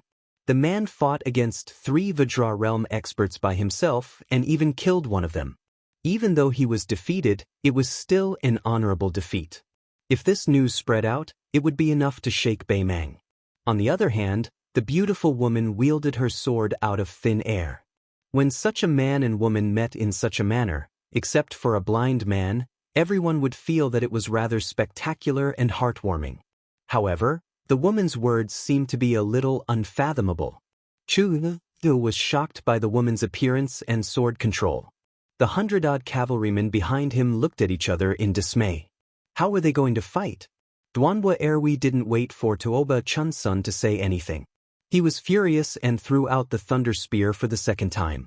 It drew a sharp arc in the sky that was filled with killing intent as it fell towards Su Fengnian's head. The white-haired Confucian in green robes was calm and composed. He landed on his tiptoes and reached out a hand, gently grabbing the thunder spear that was shaking the air. He clenched his 5 fingers and broke the thunder spear into 2 with ease. It was like a child throwing a stone that was casually bounced away by a strong young man. Tuoba Chunsun's face turned gloomy. After Duanhua Erwi deflected the 2 spears, his chi and blood were surging. When he saw the gaze of his young master, he felt bitter. He took a deep breath and was ready to throw out another spear to check the situation of the old scholar. However, when this devil didn't care about his internal injuries and raised his chi activity, Tuoba Chunsun saw the middle-aged scholar in Southern Dynasty's attire waving his sleeve. The wind and clouds in heaven and earth changed as he waved his sleeve like a dragon. Duanhua Erwi's chi activity was like a battlement that was hit by a huge rock that weighed 1,000 kilograms. He staggered a few steps back and spat out a mouthful of blood. His chi was extremely chaotic. Duanhua Erwi was indeed a loyal servant. He shouted in exasperation, "Young master, leave quickly. Don't bother about me." Tuoba Chunsun's feet were rooted to the ground, and his body didn't move an inch. It wasn't that he didn't want to leave, but it was as if he was wrapped in endless strands of fate and couldn't move. After the middle-aged scholar kept his sleeve, he said lightly, "I'm Chao Changqing from West Chu. Many years ago, I took in this disciple, Su Qi, in Beimang Southern Dynasty. I don't know how you got into a situation where you won't rest until one of you is dead." Chu and the group almost fell off their horses. Chao Changqing?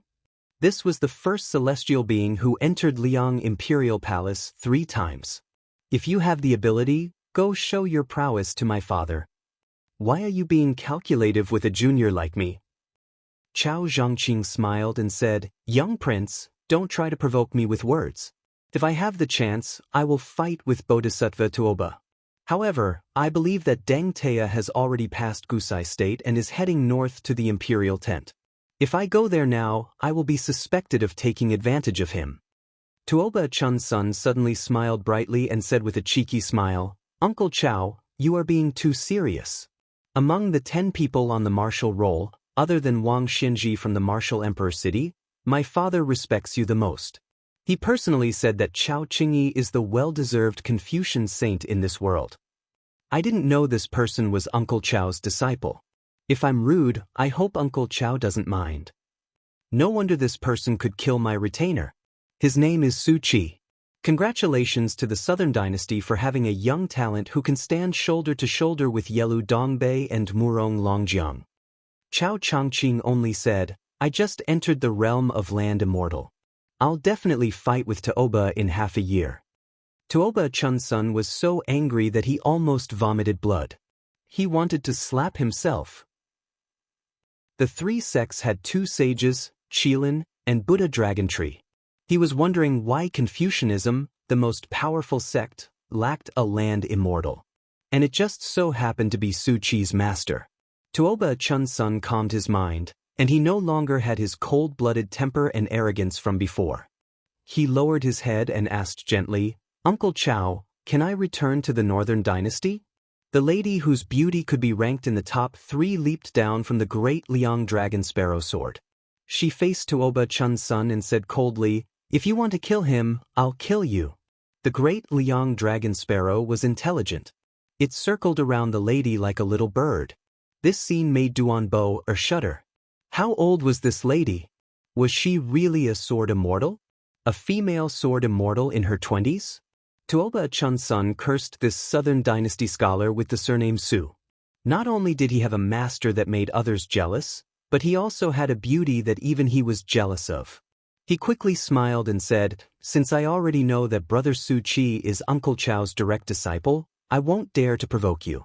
Goodbye. When we return to the Northern Dynasty, the Tuoba clan will treat Uncle Chao and the rest with respect. Tuoba Chun's son solemnly bowed and bade farewell. Just like that, the curtain fell on the hunting expedition that was as loud as thunder and as heavy as raindrops. Su Fengnian's vision was still blurry. He was like a fish that was thrown onto the shore. He gasped for air and laughed while enduring the pain. Little mud man, if you talk like that, others will misunderstand that I'm living off you. Jiang and I raised her eyebrows and was about to reward him with a sword. However, she held herself back when she saw his condition. She disdained to hit him when he was down. Su Fengnian sat down. His tense heartstrings relaxed again and again. He kept vomiting blood but still controlled a flying sword to nourish his fetus. Chao Changqing smiled and shook his head.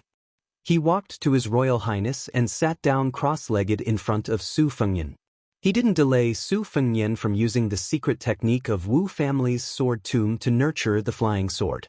When the flying sword entered his sleeve, he tapped 16 acupoints consecutively with one finger to temporarily suppress Su Fengnian's qi dynamic. He said warmly, His Royal Highness has actually just entered the realm of Great Vajra, cultivating both Buddhism and Taoism. This is surprising and delightful. Su Fengnian, whose face was pale, frowned and smiled bitterly. Great Vajra realm? Similar to Li Xiaoxin of the two Zen temples? Chao Changqing smiled and nodded. Even though she has just entered this realm, she's not much different from an ordinary mature Vajra realm. Su Fengnian glanced at the little mud man who had her back facing him deliberately. He asked curiously, why is she riding a sword and flying? Chao Changqing was about to speak when Jiang and I snorted coldly as if to remind him. This official smiled and didn't explain. Chapter 490. Su Fengnian smiled and said, if I had to guess, it must be that practicing swordsmanship is too difficult and only picked the most fun and scary sword riding with Oldly, right? Jiang and I turned around and said angrily, what? Even if I only know how to ride a sword, I'm still better than you. You came to Beimeng alone and pretended to be a master. Without your retinue and Bailiang cavalry, you were still beaten so badly. Look, a casual sentence had revealed the truth. Chao Changqing smiled warmly. No matter what, the princess couldn't win against this Bailiang crown prince. Su Fengnian had a chance to breathe. His complexion gradually improved and the mark between his eyebrows turned from black to dark purple. He covered his chest and asked carefully, how is old Senior Li? Chao Changqing sighed and said, if he forced himself to hold on, he should have had 10 more years. But old Senior went with the flow and didn't care about his life.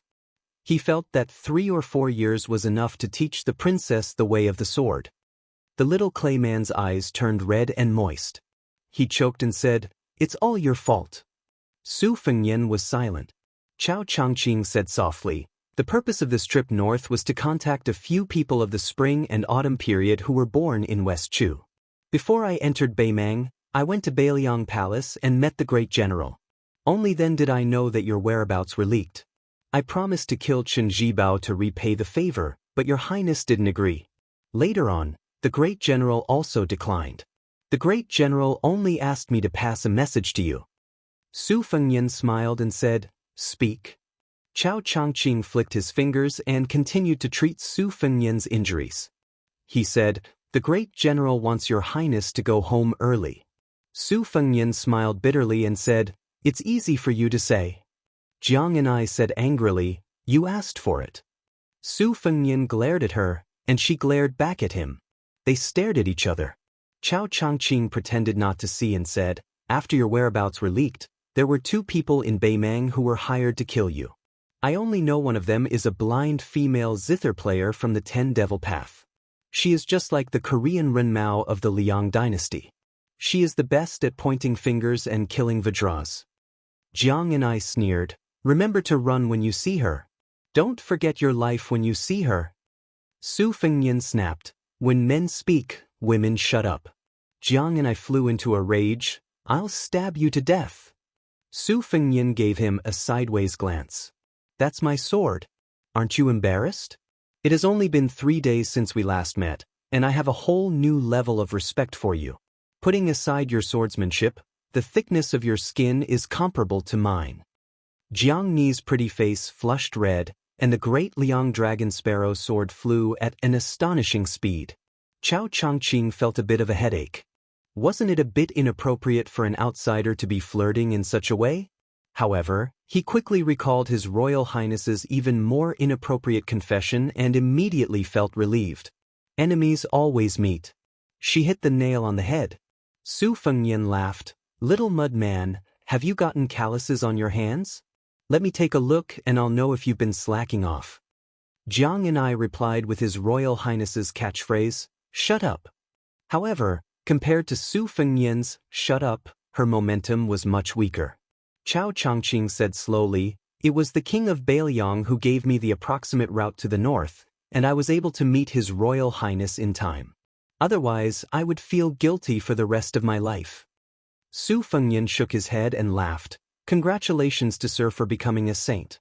Chao Changqing said calmly, "It's all thanks to the princess's calligraphy and sword control." Su Fengyan couldn't hide the surprise on his face. The little mud man snorted a few times, and his limpid eyes were obviously complacent. Su Fengyan asked, "When will you leave for Gusai Prefecture of the Southern Dynasties?" The green-robed Confucian who had reached the realm of Confucian saints smiled and said, "We'll have to wait until His Royal Highness recovers." The little mud man fanned the flames and said, "Master, master, master." Su Fengyan smiled but didn't say anything. Chao Changqing squinted his eyes and smiled brightly. He said, "The prince is indeed a master. Facing 3 Vajra realm martial artists, you fought and killed one of them. The closed sword technique, which was born from the sword opening gate, and the 12 swords given by Dong Tai, will definitely shock the 2 Jianghu in the future."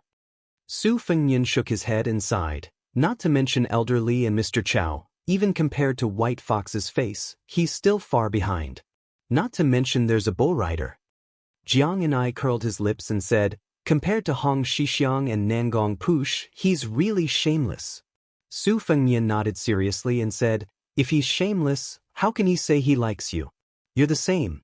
I just called out your name, and you rushed over on your sword."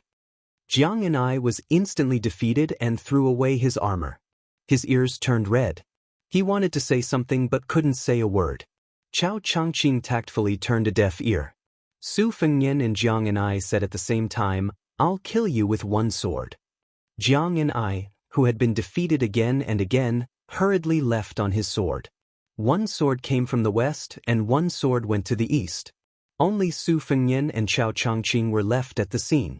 Su Fengyan asked, "It's okay for him to leave like this, right?" Chao Changqing smiled and said, "It's okay. Everything within 100 miles is under my control. His Royal Highness can heal himself." Su Fengyan closed his eyes and concentrated. Jiang and I stood on the sword 10 miles away in one breath. Her long sleeves fluttered in the wind like a fairy. She bit her lips and was about to cry. She carelessly wiped her cheeks and said to herself, "Don't cry." Chao Changqing calmed himself down and felt a little emotional. After parting ways in the Jiangnan circuit, the princess and his uncle returned to the Old West Chu. In the beautiful mountains and limpid waters, regarding the unique cultivation method he taught her, she slacked off for 3 days to fish and 2 days to dry the net. She only diligently took care of a vegetable garden, never getting tired of it. Otherwise, she would lie on the table in her room in a daze counting copper coins. It wasn't until she saw Li Chungang, who broke 2,600 armor with one sword by the Guangling River, that she smiled. However, she was not interested in learning swordsmanship after that. She only put in some effort to practice her calligraphy. It was only when he said that he was going to northern Mang and might have to make a trip to the northern Liang prince's mansion that she picked up the great Liang dragonfinch and took the initiative to practice swordsmanship. After bargaining with Li Chungang for an entire day, she finally chose the most outstanding swordsmanship, imperial sword manipulation. However, the princess's temperament was really mischievous and lazy. She was afraid of heights since young. Even if she occasionally mustered up the courage to imperial sword manipulation, she would only fly a few feet above the ground. Her diligence in imperial sword manipulation increased the closer she got to northern Liang. It was only when she heard that Su Fengnian was rushing to northern Mang that she began to truly focus on imperial sword manipulation. Flying on the sword over the mountain peak. Flying on the sword across the river. Her momentum was like a rainbow. Her realm improved by leaps and bounds. Even Chao Changqing was shocked and amazed.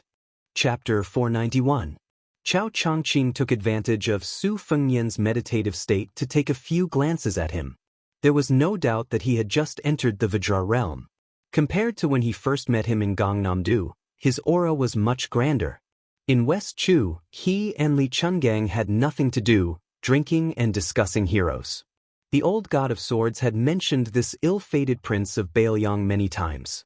His words were full of praise and criticism, and he had raised his future achievements to the same level as Bai Hu, Er's face at Tide Listening Pavilion and Qi Xianxia at Mount Longhu. The old senior had praised this young man's tenacity, unlike the usual playboys. Although his martial arts talent was slightly inferior to Hong Shixiang's, he could make up for it with hard work. Moreover, he was so afraid of death that he was willing to use the stupidest method to improve his realm. The only thing he disliked was that this young man was affectionate and heartless towards women. Whenever he saw a beautiful girl, he could not help but flirt with her. His skill in defecating was superb, but he was careless in wiping his ass. He was like this to the West Chu remnant Yu Xuanji and Princess Jing and Pei Nanwei, which made the old man roll his eyes. Chao Changqing did not have a good or bad impression of this young man. However, he was able to refuse the temptation of giving away the princess in exchange for killing Chen Jibao. Chao Changqing had been through ups and downs in the officialdom and was already experienced in the ways of the world. He was only slightly surprised. Long-term planning was his forte. If Su Fengnian had agreed at that time, it would have been really disappointing. With the princess's stubbornness, she would not hesitate to stab this heartless man to death or never see him again for the rest of her life. Chao Changqing was actually happy with such a situation. It was far less worrisome than the current situation. However, when the princess came riding on her sword and heard the confession of a dying man, Chao Changqing could not help but sigh. Back then in the palace of West Chu, he entered the palace at a young age and played the jade pieces for so many years. Who was he playing for? Did she know that person? Perhaps even before she died, she only thought that this chess player was giving pointers to the emperor, right? Compared to this young man in front of him, even if he was already a Confucian saint, wasn't he inferior? Chao Changqing turned his head and looked in the direction where the little princess, the pillar of the old West Chu, flew on her sword and sighed. She and Su Fengnian were destined to part ways. In the future, she would be forced to risk her life because of her uncle and the fate of the West Chu country. Was this why she was so lazy to practice the sword under the guise of being afraid of suffering? Chao Changqing collected his thoughts. Seeing that Su Fengnian's qi had reached a critical point, he gently tapped his fingers to help him climb up Mount Kunlun. In this battle, his meridians were severely damaged. Even with the protection of the Great Yellow Court, which had been unique in Taoism for hundreds of years, it was not easy. Why did His Royal Highness have to do this? Chao Changqing smiled. In his opinion, in times of chaos, wealth and honor were sought in the narrow path. In times of prosperity, one had to walk the bright path. Su Fengnian, the nobleman's son, seemed to be in the middle. He looked bright on the surface, but he was dangerous on the inside. Chao Changqing did not have any pity for him.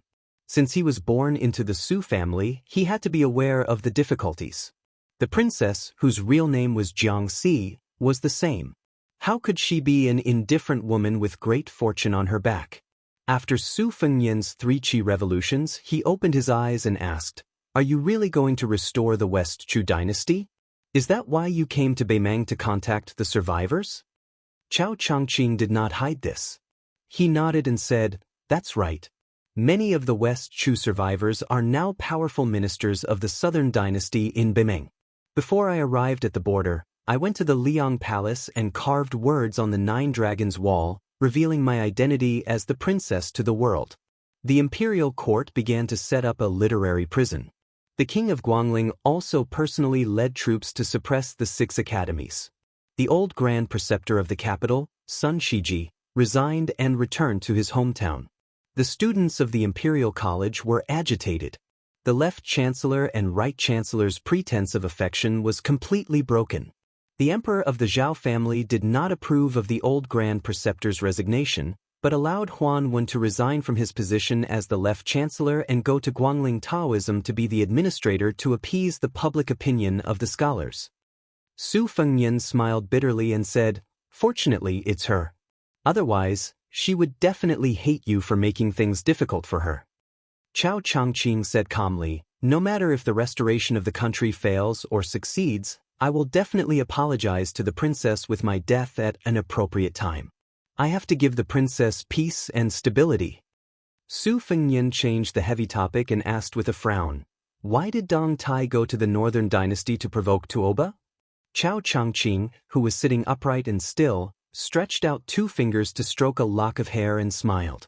3 months ago, I fought with him at the ruins of the Western Wall. It was at that time that I had ascended.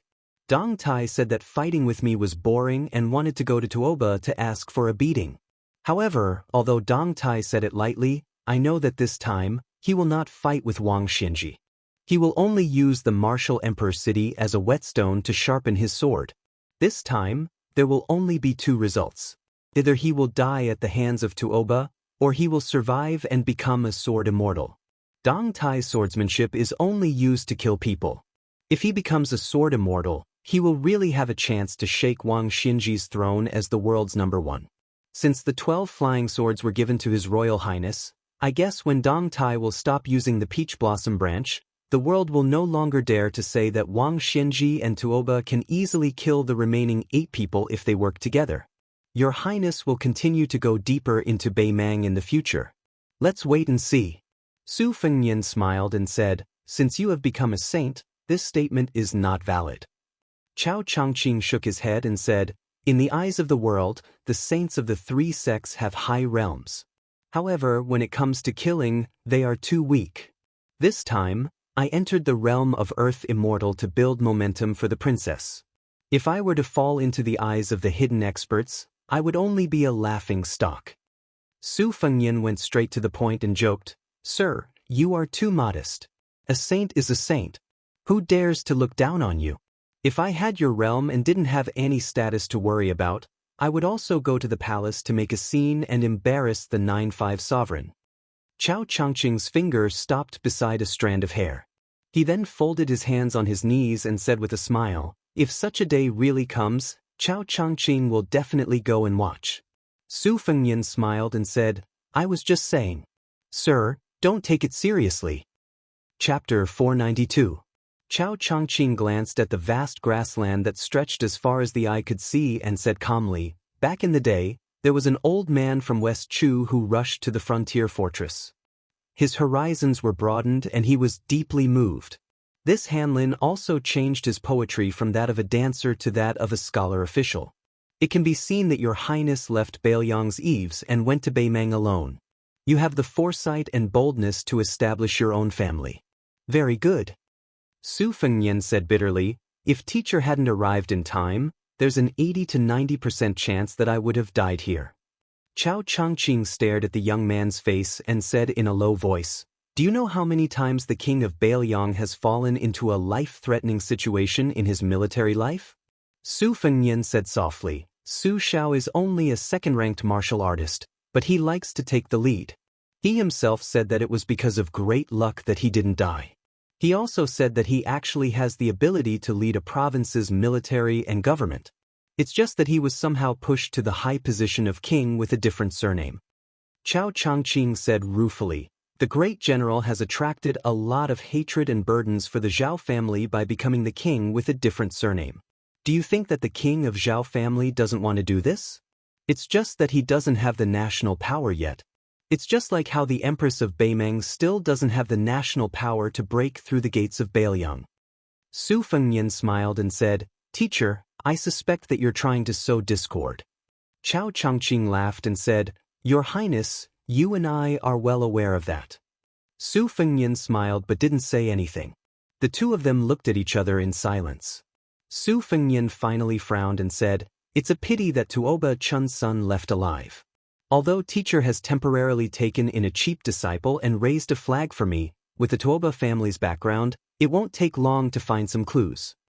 Chao Changqing said indifferently, the reason I saved him was to return the favor that Gong Namdu owed. From now on, I don't owe the Su family anything. Otherwise, with the enmity between the king of Bailiang and West Chu, it would be against my status if I didn't kill your highness. Su Fengnian said, we don't owe you any more. Chao Changqing suddenly shook his head, as if he was helpless. On the other side, Jiang and I controlled his great Liang dragon sparrow to cut through the sky and made a big circle to intercept Tuoba Chunsun's group. Seeing that Chao Zhangqing was not there, Tuoba Chunsun secretly let out a sigh of relief and said with a smile, may I know what advice you have for me? Jiang and I said indifferently, go to hell. Tuoba Chunsun suppressed his anger and murderous intent.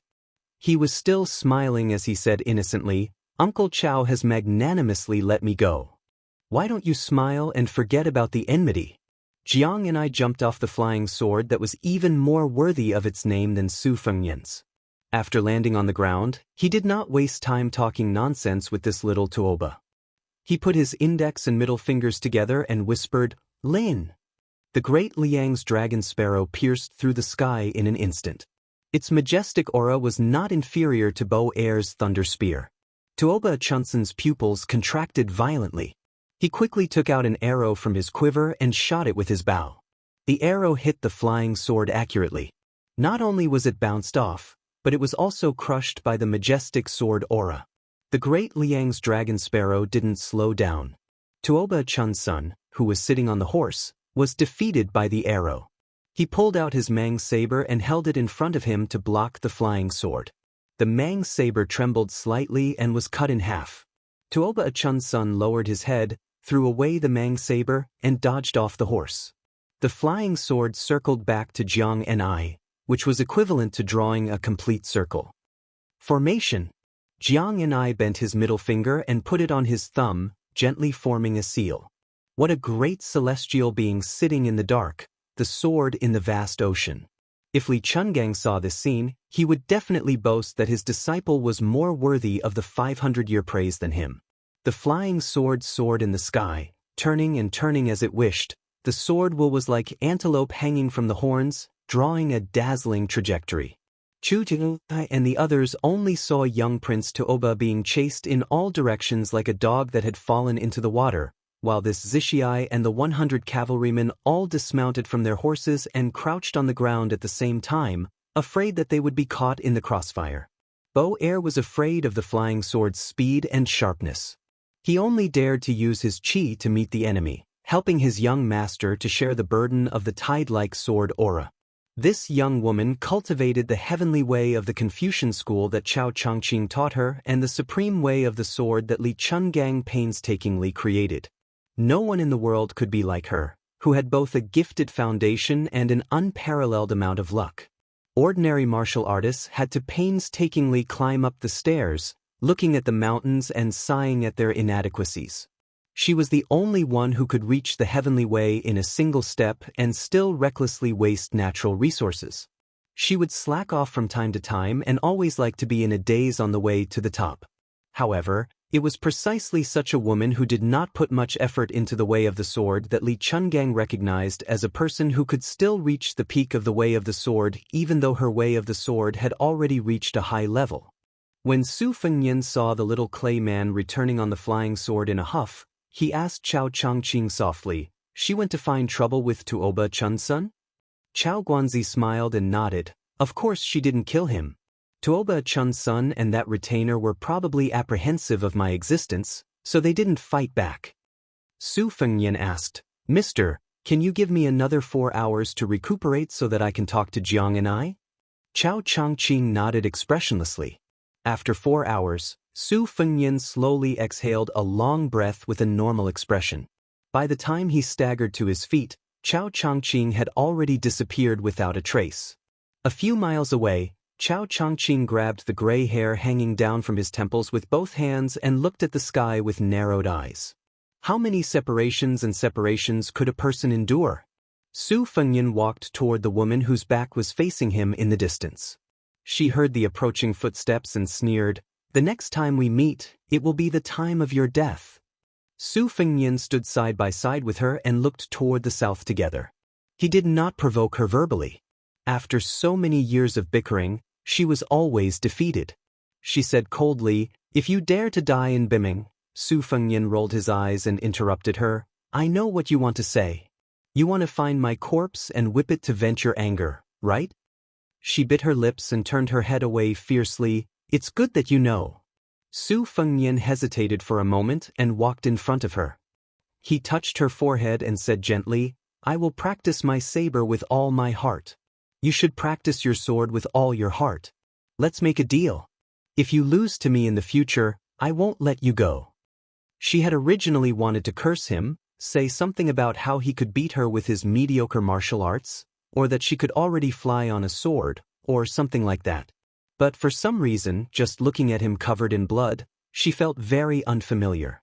Suddenly, her eyes turned red, and she could not hide the tears in her eyes. Su Fengnian reached out a finger and tapped on her cheek. "Dimple." Chapter 493. Jiang and I rode on his sword with his hands behind his back while Chao Guanzi, who was wearing a green robe with wide sleeves, floated in the air. Both of them were immortal figures. Even though Chao Changqing knew that speaking now would spoil the mood, he still had his duty as a subject. There were some things that had to be said regardless of whether they were heard or not. This child Tuoba Chun's son purely used algebra to suppress and win over people's hearts, so he can only be considered to have passed the imperial examinations. However, he is Tuoba Chun's son and will most likely enlist into the army step by step in the future. Using his power to suppress people can instead increase his marks, so he can be considered to have passed the imperial examinations. However, if he were to be transferred from the military world to the imperial court, he still wouldn't be of much use. He is far inferior to Dong Zhuo, who was born in the wilderness and is smooth and slick in social relations.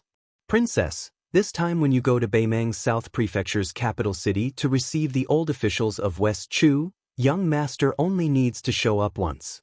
As for the rest of the trivial matters, you can leave them to me to handle." Back then, 30 to 40% of the aristocratic families in the imperial court fled north to cross the border. Other than their selfish desire to not let the inheritance of their family line be severed, they didn't blindly cherish their lives. Many families endured humiliation for the sake of an important mission. They were all waiting for Princess Jiang and I, who was 3 feet above the ground on his sword, gave a soft hum of acknowledgement. This made Chao Changqing stunned for a moment. In the past, when he talked about the restoration of the dynasty with the princess, he always didn't hide his absent-mindedness. He didn't know why he had changed. In the mountain forest of Honglu Cave, where the second branch of the King's Qi of West Chu was located, nearly 60 people entered the mountain one after another and settled down. After his selection, the gathering of heroes was like a small imperial court. Among these pillars of the old West Chu, there were great talents who pretended to escape Zen and live in seclusion. There were literary giants who had supervised the Nanyue Temple from afar for 20 years, and a group of power generals who would rather be poor and live in seclusion. These years, they didn't hesitate to fake their deaths to deceive others. After seeing the princess, these loyal officials all knelt down and wept bitterly. However, the princess didn't seem to feel anything about this, which made many of the old officials rack their brains and worry at the same time. However, no one doubted that the little princess carried fate on her back. In the Battle of the Western Fortress, Yi Baikue died in battle. In the imperial city, all the important officials, including Chao Changqing and old Grand Preceptor Sun Shiji, had seen with their own eyes His Majesty put the imperial jade seal, which was widely recognized as the most significant heirloom of the 9 kingdoms of spring and autumn, on the back of the little princess.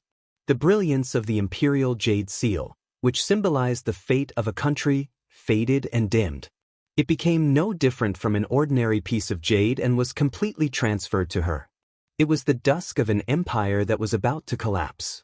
The 9 courtiers knelt in the throne room together. Chao Zhangqing could still remember the ear-piercing sound of the hot jade seal burning the tender back and the bitter and desolate cries of the young princess. Jiang Ni's eyes were determined. "Uncle, I know that the reason why you became a saint and took me to the Western Wall and the Imperial Mausoleum is to secretly transfer your state and the remaining fate of West Chu to me. You don't have to hide it anymore. I will accept it all.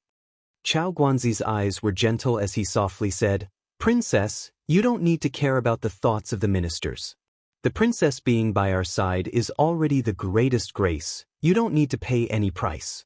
Chao Zhangqing and the old and orphans are scheming. The princess can place all her thoughts on that small vegetable garden.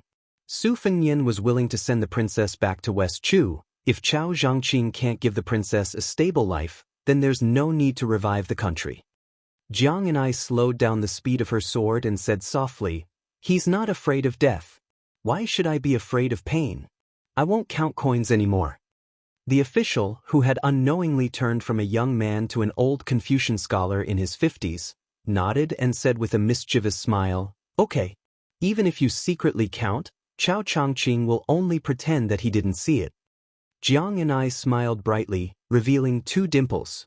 She clenched her fist and waved it. Uncle, tell me about the first level of martial arts. I didn't pay attention before. Chao Changqing smiled from the bottom of his heart. There are 4 levels of the first level, Vajra Finger, Celestial Phenomenon, and Land Immortal. The Vajra realm is derived from Buddhism's invincible golden body. Finger is the abbreviation of Taoism's Xiantong. It means to ask about longevity. Celestial Phenomenon is the vast realm that we Confucians pursue.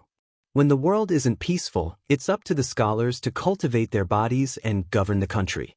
Whether it's writing or meritorious deeds, they have to use the vast righteousness to protest against injustice. However, most of the scholars only study to obtain scholarly honors for the emperor. They rarely study for the millions of people. As for the land immortal, they can travel outside their body and roam freely between heaven and earth. They can truly be unrestrained. Although the first 3 levels of the first level are named after the essence of the 3 sects, they usually don't have much to do with the people of the 3 sections. On the contrary, martial artists who pursue the path of Tao through strength step by step become the focus of attention in Jianghu. The eminent monks of Buddhism habitually cast the Great Vajra, which has the characteristic of golden blood. Currently, there are only 2 or 3 monks who have become such Buddhas. As for the Taoist spiritual masters, once they enter the first level, it's finger. After Mount Wudong's flood, no one has entered the finger. The situation of the Taoist ancestral court, Mount Longhu, is slightly better, but there are only a few of them. As for the scholars, there are even fewer of them who have entered the first level. Jiang and I thought about it seriously and said, excluding the ordinary martial artists of the 3 sects, can it be understood that one must first train the body of Vajra, then enter the finger which seeks Qi? Then from the Qi to the celestial phenomenon, one can steal the fate of heaven and earth and resonate with it? If that's the case, why does the celestial phenomenon expert seem like a thief? Chao Changqing laughed happily and nodded. Princess's words hit the nail on the head. Those who steal will be killed by those who steal the country. That's the logic. Jiang and I then remembered that her uncle was the #1 celestial phenomenon expert who occupied all 8 levels. She blushed with shame. Chao Changqing, who was following Jiang and I, squinted his eyes and said, I once had a chessboard deduction. For 7 or 8 land immortals to appear in the world at the same time, that's already the limit of a chess game. Chapter 494. Jiang and I asked softly, will he become one of them? Chao Changqing shook his head and sighed. It'll be difficult. Jiang and I tilted her head and asked, then what about me? Chao Changqing said decisively, you'll definitely be one of them. Jiang seemed to have realized something and said angrily, he always lied to me and said that I was stupid and that my talent was mediocre. Chao Changqing was in an extremely good mood and was no longer as old-fashioned as before. He joked, I'll stab him to death with 1 sword. Jiang and I instinctively used a finger to poke her own cheek and then rubbed her face with both hands. She mumbled to herself in a muffled voice. The tip of the great Liang dragon sparrow sword suddenly pointed upwards and she flew into the clouds. 1 person and 1 sword soared above the sea of clouds. Chao Changqing looked up but she was already nowhere to be seen. He muttered to himself, What a majestic sight! Within the borders of the Old West Chu, unlike the other countries of the spring and autumn period, a pillar of clouds that connected to the heavens suddenly condensed the fate energy within a radius of 1,000 kilometers. In the imperial astronomer of Great Peace City, an old man who was observing the heavens suddenly changed his expression and hurriedly ran back to his library. Su Fengnian stood there in a daze for a long time before he finally came back to his senses and touched the relatively complete skin mask. This mask was made according to Su Qi, a descendant of a small clan in the southern dynasties. It was the most crucial part of the masks. Man's calculations were not as good as God's plans. After all, he had become enemies with Tuoba Chunsun. He was afraid that when he returned to his family and used the resources to investigate this Su Qi, Chao Changqing's temporary cover would not last long. However, during this period of time, it was still relatively safe. Su Fengnian carefully changed the skin mask and lowered his head to look at his blood-stained and tattered clothes. He sighed heavily and had no choice but to turn around and head south. As he breathed and recuperated, he recalled the thunder spear that Bo Air had returned to him. The first spear was facing his back, so he could not see the details clearly. Later, the two spears that were aimed at him and Chao Changqing were facing each other. Su Fengnian imitated the footsteps and jogged a few steps. After dozens of times, he felt that he could not grasp the main point and put it aside for the time being. After all, this was the ultimate skill of a great devil. The difficulty was not in the form, but in the knowledge of the qi mechanism and meridians. If it could be solved so easily, it would be too worthless. Su Fengnian's eyes almost popped out of their sockets at that time. The layman only watched for the excitement while the expert watched for the knack. In the end, it was just a matter of dividing the boundaries. It was no wonder that Wang Xianji had shamelessly peeped at the fight between the masters and then used the other skills to improve her skills. Su Fengnian held the torn page of the secret manual and muttered to himself. It was hard to imagine that this was a hunting target who was fighting with his life just a moment ago. Su Fengnian held the torn page of the secret manual and muttered to himself. It was hard to imagine that this was a hunting target who was fighting with his life just a moment ago. This was all thanks to the good temperament that he had honed during his travels. Old Huang said that it was a blessing to be able to sleep and wake up.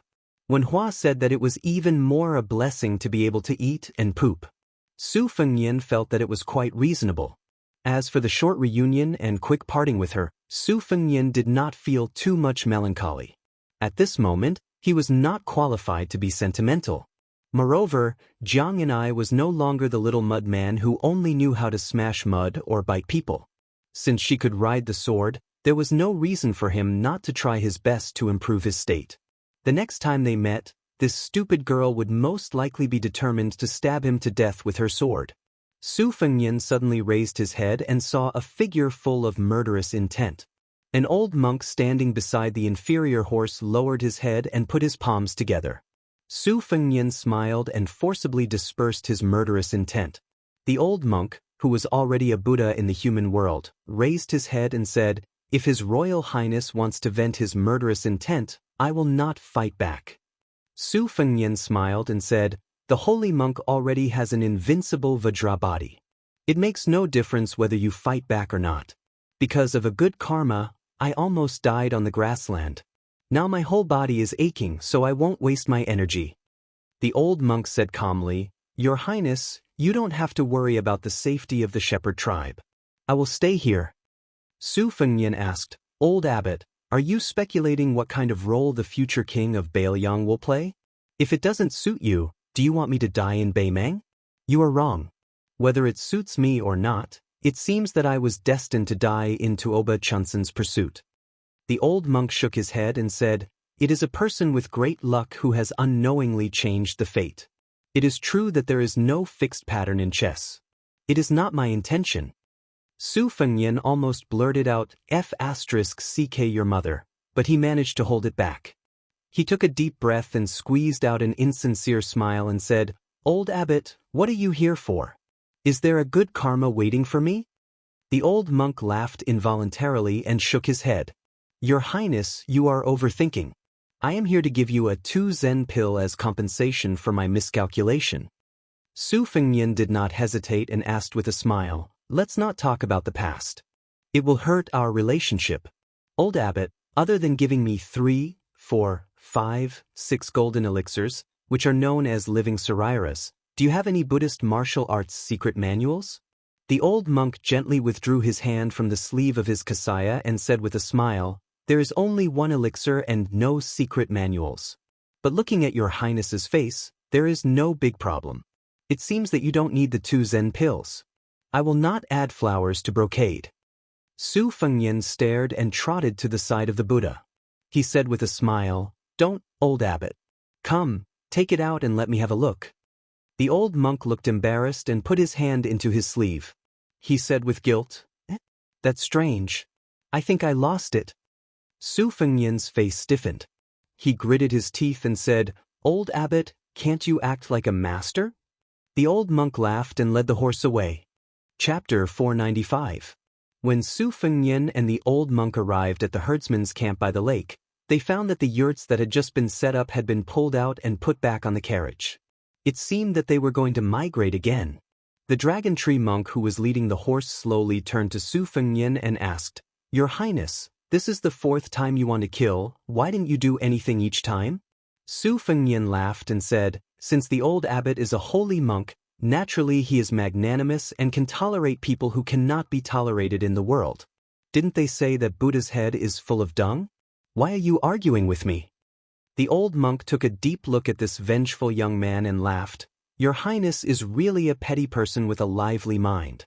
But whether you want to kill or not is not a matter. I still want to ask your Highness to vent the anger in your heart and part on good terms." Su Fengnian did not hide this time.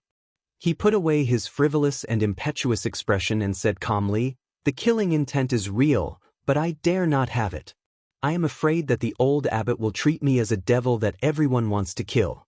When I return to the 2 Zen temples, the holy land of Buddhism, I will be nailed to death with just a spit.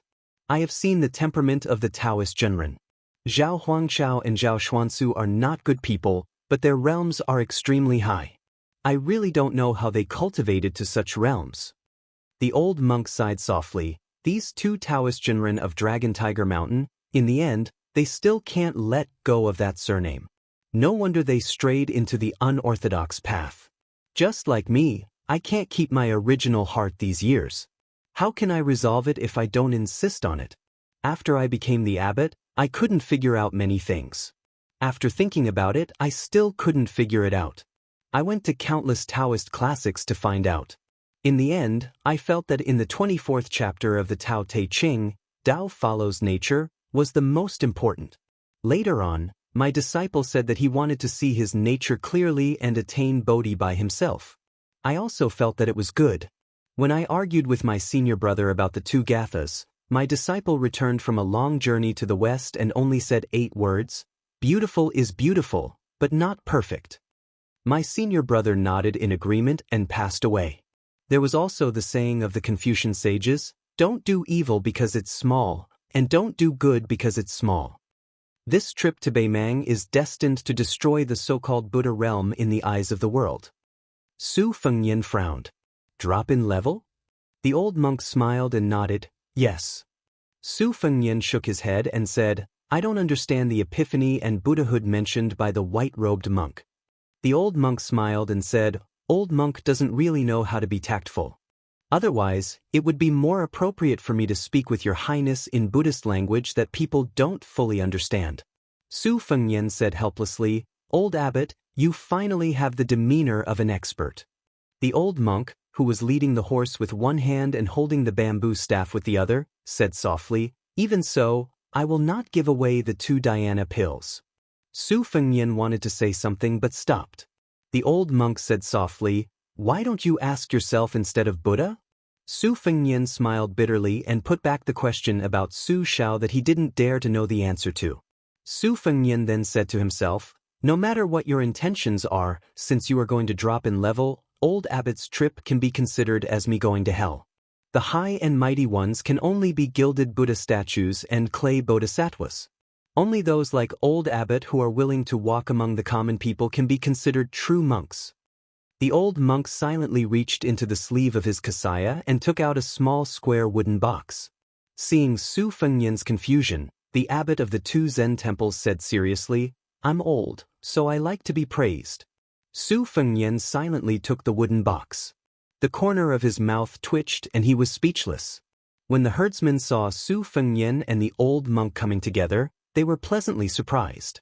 They were surprised that the young bodhisattva had returned, which made them feel guilty. They were happy that the Buddha had returned to the world again. For a small tribe that had suffered many disasters, it was a great psychological comfort. Huyen Guanyin and Aboji jogged to the high and mighty bodhisattva and Buddha. She didn't know why she stopped, but the excited child broke free from her hand and ran over. Su Fengnian changed his clothes, asked for a bag of water and food, and continued north. "Nanbei, don't you feel that the leaves of your peach tree of the same age are not luxuriant enough? Master, can you not trick me into going to pee and fertilize it? If that thing and mistress find out, I'll be beaten to death." You have the guts to not go to Jinding to quarrel, causing master to travel thousands of miles. If not 10 pounds of saliva, at least 8 pounds. Don't you feel guilty? I'll go and cook later.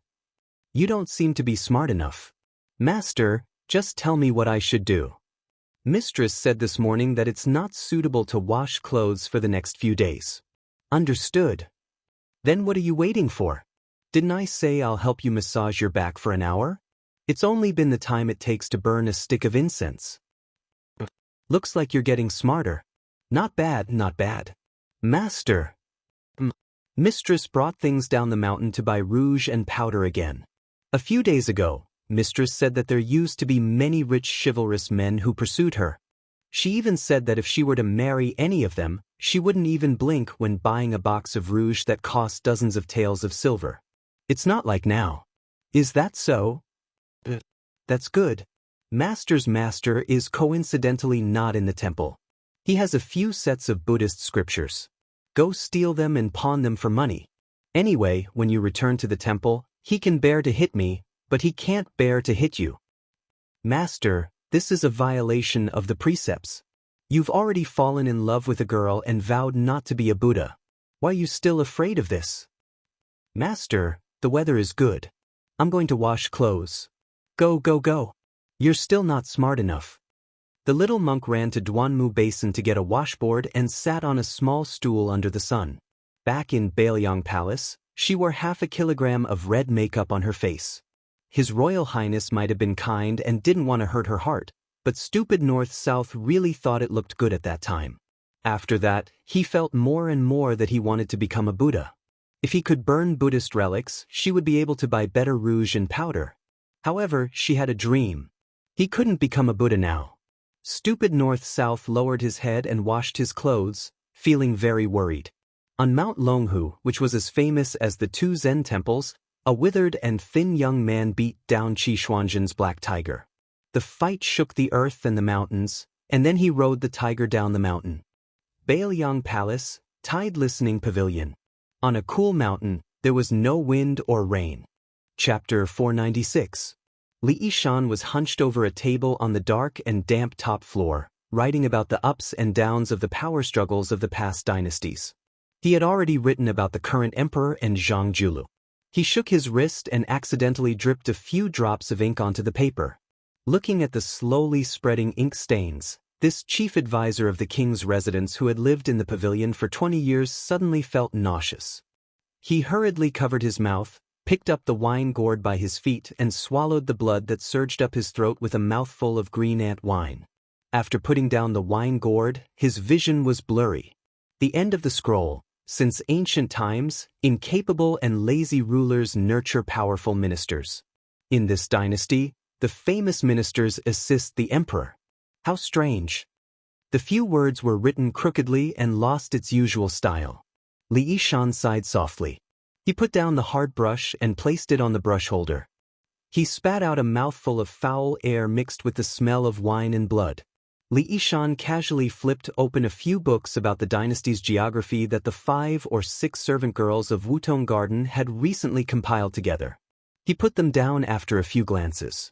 He struggled to stand, pushed open the door and walked to the corridor under the eaves. After thinking for a moment, he walked downstairs for the first time. For some reason, the white fox face also followed behind him. They walked to the first floor and out of tide listening pavilion. They came to the lakeside where tens of thousands of precious koi fish were raised.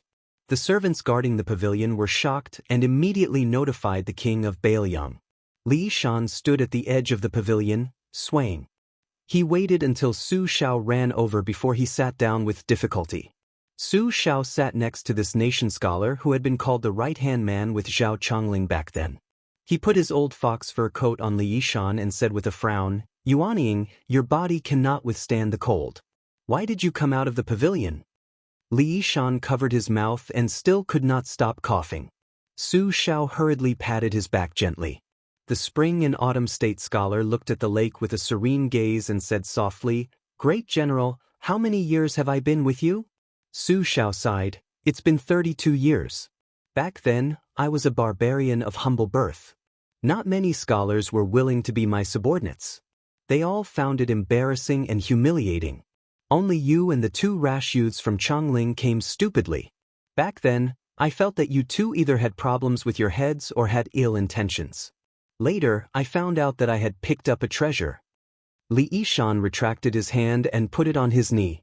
He smiled and said softly, "General, Zhang Julu is a minister with more ambition and talent than me and Zhao Chongling. Is it tiring to have such a court opponent?" Su Xiao gently patted the back of his old partner of more than 30 years and smiled, "What's there to be afraid of with you around? In any case, I've always been the one charging and breaking through enemy lines, while you've always been the strategist. Have you ever been afraid of anyone?" Li Yishan grimaced and said, "You are such a scoundrel." Su Xiao laughed and said, "I'm just a rough person. Other than the shoe sewing that I learned from old song back then, I can still be considered decent. After tricking a wife back, I can't do any other delicate work." Li Yishan's smile was faint. He narrowed his eyes and looked at the sky. He slowly said, "Back then, many people urged you to be the emperor. I was one of the few who did not agree. If back then, because you listened to my nonsense, so many soldiers were bitterly disappointed and decided to retire, and many people became enemies with you. Today, you can scold them back." Su Xiao shook his head and said, "It is not a big matter. Also, I know that I do not have the fate of being the emperor. It has nothing to do with you." Li Yishan coughed several times and said, "Zhang Julu is very formidable. In just a few years, he has stirred up a new structure and new atmosphere in the imperial court. Although he often violates taboos and provokes criticism, it is indeed a meritorious service to the country. Moreover, there is a wise ruler overseeing the dragon throne, so he has no worries about the future. Especially in the matter of raising the border, his achievements are remarkable, making people exclaim in admiration. Several times the war between the two countries ended in failure, but under his arrangement on the eastern border of the two dynasties, the declining trend was reversed. The collapse of the border defense was gradually mended, and a large number of young and strong generals who were good at fighting were selected to go to the border to resist the enemy. What was hard to come by was persuading Gu Jiantang to add 2 assistant ministers to the Ministry of War to fill the gap in the border defense. At the time, under the old Grand Secretary's hand, they were appointed to the military academy at the border. If they were not turbid, then they were not valued, but now they were in high demand. It was enough to show the foundation of Zhang Julu, the empire's pasting master. He is a great general, but Zhang Julu is not perfect either. This purple-bearded, blue-eyed man is gentle in small matters, but in big matters he is conceited and oppressive. It can be said that if other colleagues disobey him, he will immediately be crushed. This is bound to be the root of a disaster. Presently, although the old aristocratic and powerful families no longer exist, the previous dynasty's meritorious and distinguished officials are taking turns to control the imperial court. Without a foundation, there are still 2 groups of scholars supporting them. And most of the leading figures of these 2 influential families have been forced to resign from their posts, expelled from the cabinet, or bravely retreated at the top of the stream, using the excuse of returning to their hometown to recuperate from their illness. This is why the new Right Chancellor of the Imperial College scolded him for playing the flute, pinching eyes, beating drums and playing the pipa. It's just that he scolded fiercely, but in the end he still did not understand Zhang Julu's intention. This grand secretary who monopolizes the power of the state clearly wants to ruin his reputation after one person's death in exchange for eternal peace. Li Yishan suddenly became spirited and his snow-white face began to turn red. He continued, "The blue-eyed man wants to see the Su family defeated in his lifetime. I, Li Yishan, am not good enough, but I am good enough to ruin some things. I have left 16 strategies to deal with it. In addition, I have also written down the 6 treatises on the governance of Bailiang, a total of 34 proposals. I have also finished writing them and left them for Feng Yin." Bai Hu stood behind the 2 old men and remained silent. He knew that this withered state scholar was already beyond cure and did not have much time left. Su Xiao said softly, "Don't say any more." Li Yishan loosened his fist, revealing a pool of blood in his palm. He smiled and stopped coughing, but blood seeped out from the corner of his mouth. He closed his eyes in extreme exhaustion and said, "Mr. Nangong, Li Yishan has a favor to ask of you. In the future, if Feng Yin is in trouble and the 300,000 cavalrymen are unable to rescue him, I implore Mr. Nangong to lend a hand." Bai Hu said in a low voice, "Don't worry, Mr. Nangong. I can't see clearly." Li Yishan, whose vision began to blur, raised his trembling arm and pointed in the air with his fingers. It was as if he had played a game of black and white chess with the young His Royal Highness in those years. There seemed to be some regret on his weathered face. He had been too strict with this child, scolding him too much and praising him too little. This man, who might have died of illness or old age, leaned his head heavily on the general sitting shoulder to shoulder and murmured, "Finally, I can have a good sleep." He would sleep and never wake up again. Life and death were both important and insignificant. Bai Hu turned his head away and could not bear to watch. Su Xiao, the king of Bailiang, only gently helped him gather the fox fur coat that was about to slip off. Chapter 497. After the previous emperor of Baimang ascended the throne, he believed he had done 4 major things.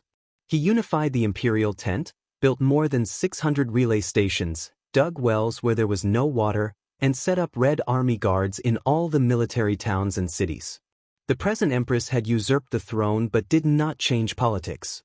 Other than continuing to work hard on these 4 matters, she also did 2 other things. She separated the military from the people.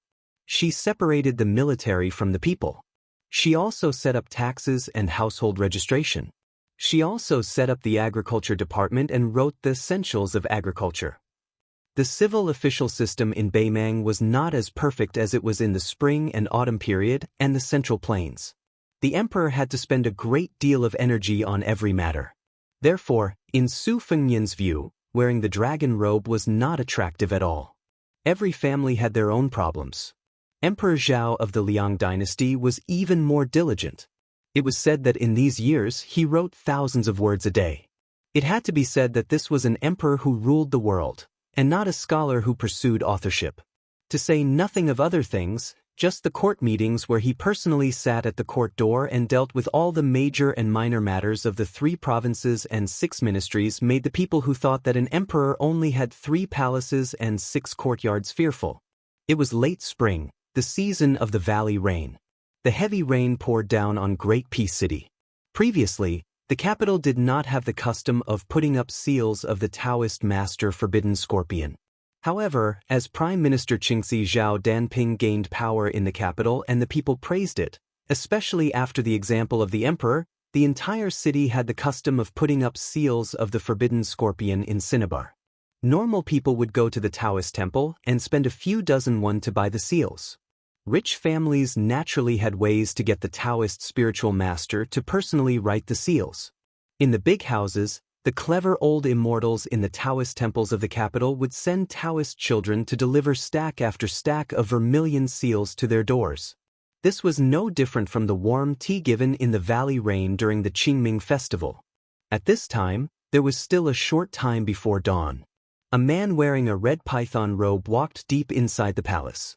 He held a few yellow talismans with red pellets that were completely different from the ordinary forbidden scorpion talismans. His other hand hung down in his sleeve, carrying an ordinary oil paper umbrella. He slowly walked through the corridors and aisles, heading towards the north gate of the Black Tortoise in the imperial palace. The man had no eyebrows or beard, only a head full of snow-white hair. 2 strands of long hair hung down in front of his bright red robe. The hand that held the talisman in his sleeve seemed to be trimmed and was as fair and slender as a woman's. However, upon closer inspection, there were countless red threads that looked like tiny snakes wriggling in the air. Although it was just a light drizzle, it was probably because they were close to the lake. After the shower, there were sounds of frogs croaking nearby. The north gate of the Black Tortoise had a drum room and a leaky room. There were diligent eunuchs on duty in each room. This eunuch in the python robe, whose hair was as white as frost, but whose face was well maintained and who looked to be middle-aged, walked without a sound, like a red cat that was hunting mice in the night. The number of eunuchs in the imperial palace who were qualified to wear the red python robe could be counted on one's fingers. In terms of official rank, they were led by a 4th-level official who was in charge of the ceremonial seal eunuch and a 4th-level official who was in charge of the ceremonial brush eunuch. The imperial palace of Graydon City was said to have 100,000 eunuchs. Although this was an exaggeration, it also showed that there were many eunuchs in the Zhao family that ruled the world. This eunuch, whose attire was enough to be called Diao Temple, came to the Black Tortoise Gate and stuck a red seal with a picture of a rooster pecking at a scorpion. He didn't know how to read and naturally couldn't recognize what was written on those exquisite seals. When he entered the imperial palace at a young age, he didn't have the money to enter a school or private school. After entering the imperial palace and following his master, he was so busy that he didn't have the time to study. Later, his master became the emperor. Probably to avoid suspicion, he didn't have the inclination to study. Standing under the gate and looking at the seal personally written by Zhao Danping of Longhu Mountain, this eunuch's lips moved slightly and he said 3 words that no one could hear: "Ghost seal." He raised his head to look at the sky. There was going to be a heavy rain. It was a pity that the newly red peach blossoms and the newly green buds would be ruined. He silently picked up his umbrella and walked back. As the 4th watch approached, an old eunuch on duty hurriedly ran toward the drum room with a green plate with golden characters on it.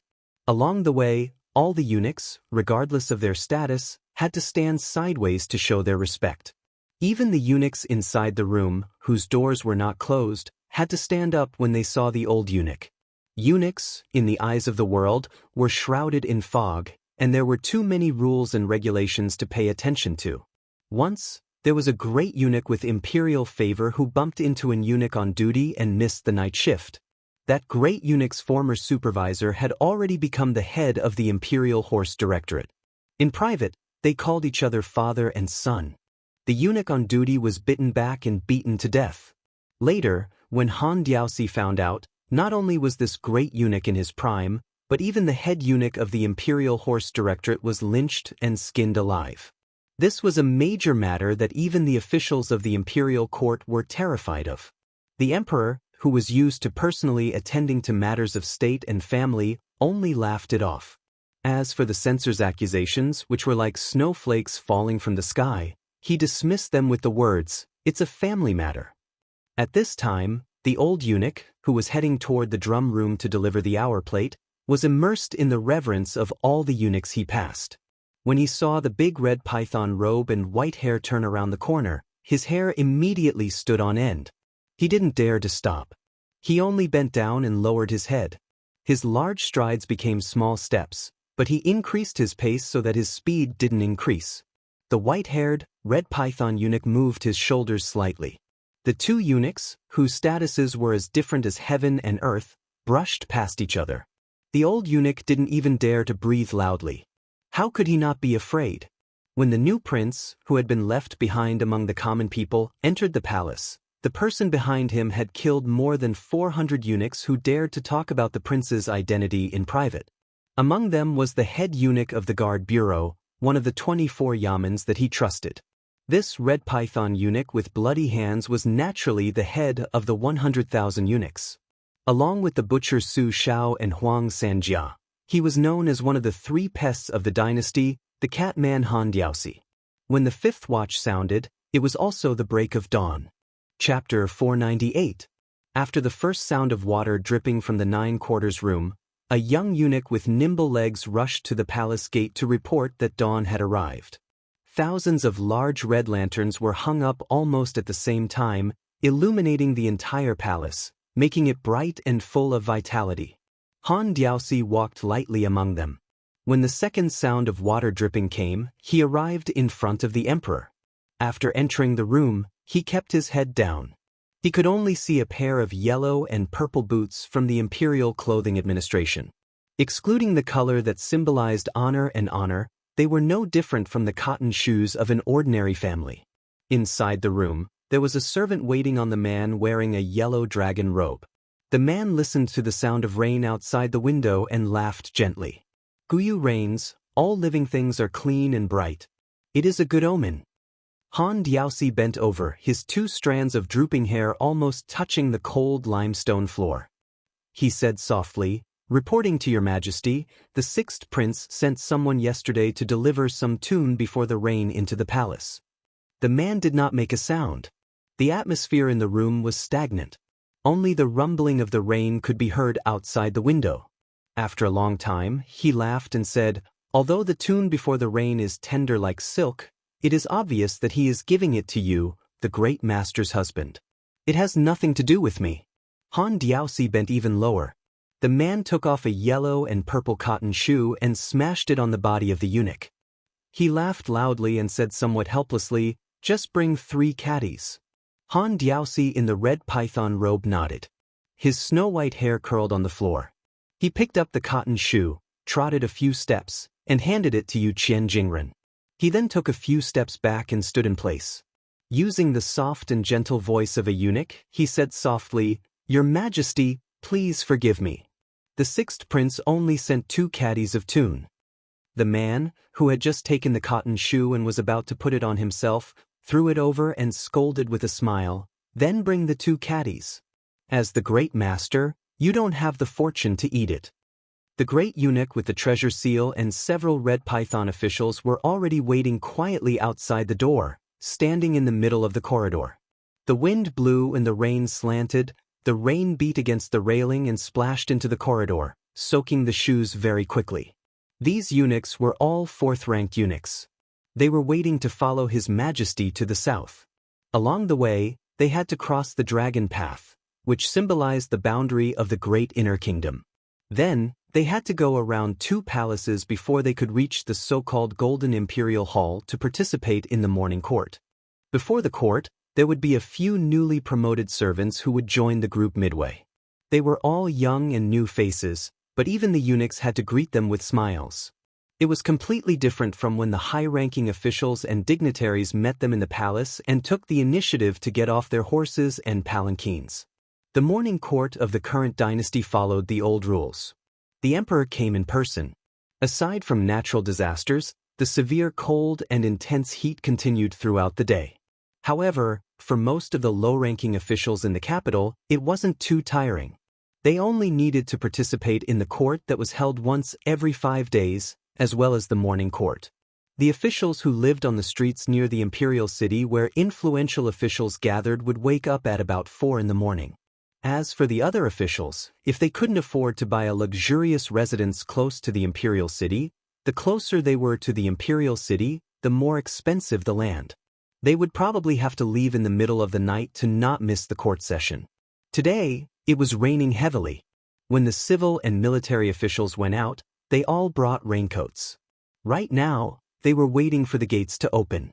Because it was a great court session, not only were there nobles, marquises, princes and consorts, as well as close to 1,000 officials, many hereditary meritorious officials also came to the morning court session. There were a total of 1,400 to 500 people, standing densely in the rain outside the imperial city gates. The soybean-sized raindrops struck against the surface of the umbrellas, releasing peng-peng noises. This was a scene unique to a peaceful and prosperous era, waiting for the court to leak out. This was a massive empire unprecedented in history. Countless government orders were handed down to them to pass down to every corner of the territory. After the bell rang, These officials who held great power in their hands had to abandon their umbrellas and move forward. After passing through the city gates, they weren't allowed to make any noise or spit. Only after Grand Secretary Zhang took over the reins of power was this type of bad habit washed away, each court session becoming increasingly solemn and dignified. Once a low-ranked minor official was discovered, they would naturally be chased out by the imperial guards and eunuchs. In the past, many children of meritorious officials also didn't pay this type of matter any attention.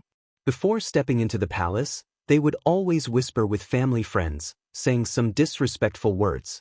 Only after Grand Secretary Zhang took over power was this type of bad habit washed away, each court session becoming more and more solemn and dignified. Great Yellow Gate Jean Lanting stood with an umbrella, still all alone. Most of the capital's officials who didn't like this person all privately mocked him for being a crane standing out from a flock of chickens, but rather a chicken standing out from a flock of cranes. This was especially the case for this carp-jumping little scholar Huang Gate, who actually had diarrhea during one morning court session, almost suffocating to death. Fortunately, Huang Gate wasn't like the fourth-rank and lower officials, who could only kneel outside the palace, unable to enter the palace to meet the emperor. His Majesty saw through this abnormality and specially allowed him to leave. Only then did he not become a huge laughingstock. As a result, this Huang Gate, who relied on selling his acquaintance with several great figures with great difficulty, completely became the capital's pre-tea and post-meal topic of ridicule. This was especially the case after Huan Wen led the Imperial College's left chancellor to Guangling Road to take on the role of administrator. In the entire capital, the only fourth-rank and above official who was willing to let Jean Lanting enter the palace was also gone. Who told this brat to just have to be so close to Bailiang? Jean Lanting, who smugly entered the capital with the status of being a replacement for the Great Yellow Gate, had long lost his initial scholarly spirit, his edges and corners polished. He also no longer cared about the earth-shattering mockery and ridicule. He clearly remembered those jealous and envious gazes the day after he was invited by Chancellor Huan to attend the court session. Jean Lanting stretched out a hand outside the umbrella. Raindrops hit the center of his palm, causing him to feel a burst of pain. He, who had been using the oil paper umbrella to cover his face all this time, slightly opened the umbrella and looked at those officials of all kinds who were gathered together like a small mountain. Listening to them talk and laugh wittily, this familiar Xianlang, who was collectively rejected by the capital's officials, lightly tiptoed. Because of his noble status, the court had to strictly follow the order of rank and enter in a single file. He was able to approach the main gate of the imperial city. Thus, Jean Lanting saw a few conspicuous umbrellas. One of them was Grand Secretary Zhang Julu, whose figure was several inches taller than a normal person's umbrella. Under the umbrella, other than this important figure who was a pillar of strength for 300 years, there was also Sun Shiji, the left servant of the province of Wuxia, who could not attend court but insisted on attending court. It was probably because the Grand Secretary was worried about old servant Sun's health that he helped hold the umbrella to block the rain. This was a great honor, not at all inferior to the emperor's permission for old servant Sun to sit in court. Jean Lanting withdrew his ice-cold hand. He lowered his eyelids and clenched his fists. He quietly looked not far away at another official who was also from Bailiang, the Assistant Minister of Rights, Yan Jieshi, who was a relative of the emperor. The governor of Bailiang's Lingzhou also happened to look over. Their gazes met and then bounced away. Jean Lanting withdrew his gaze without leaving a trace.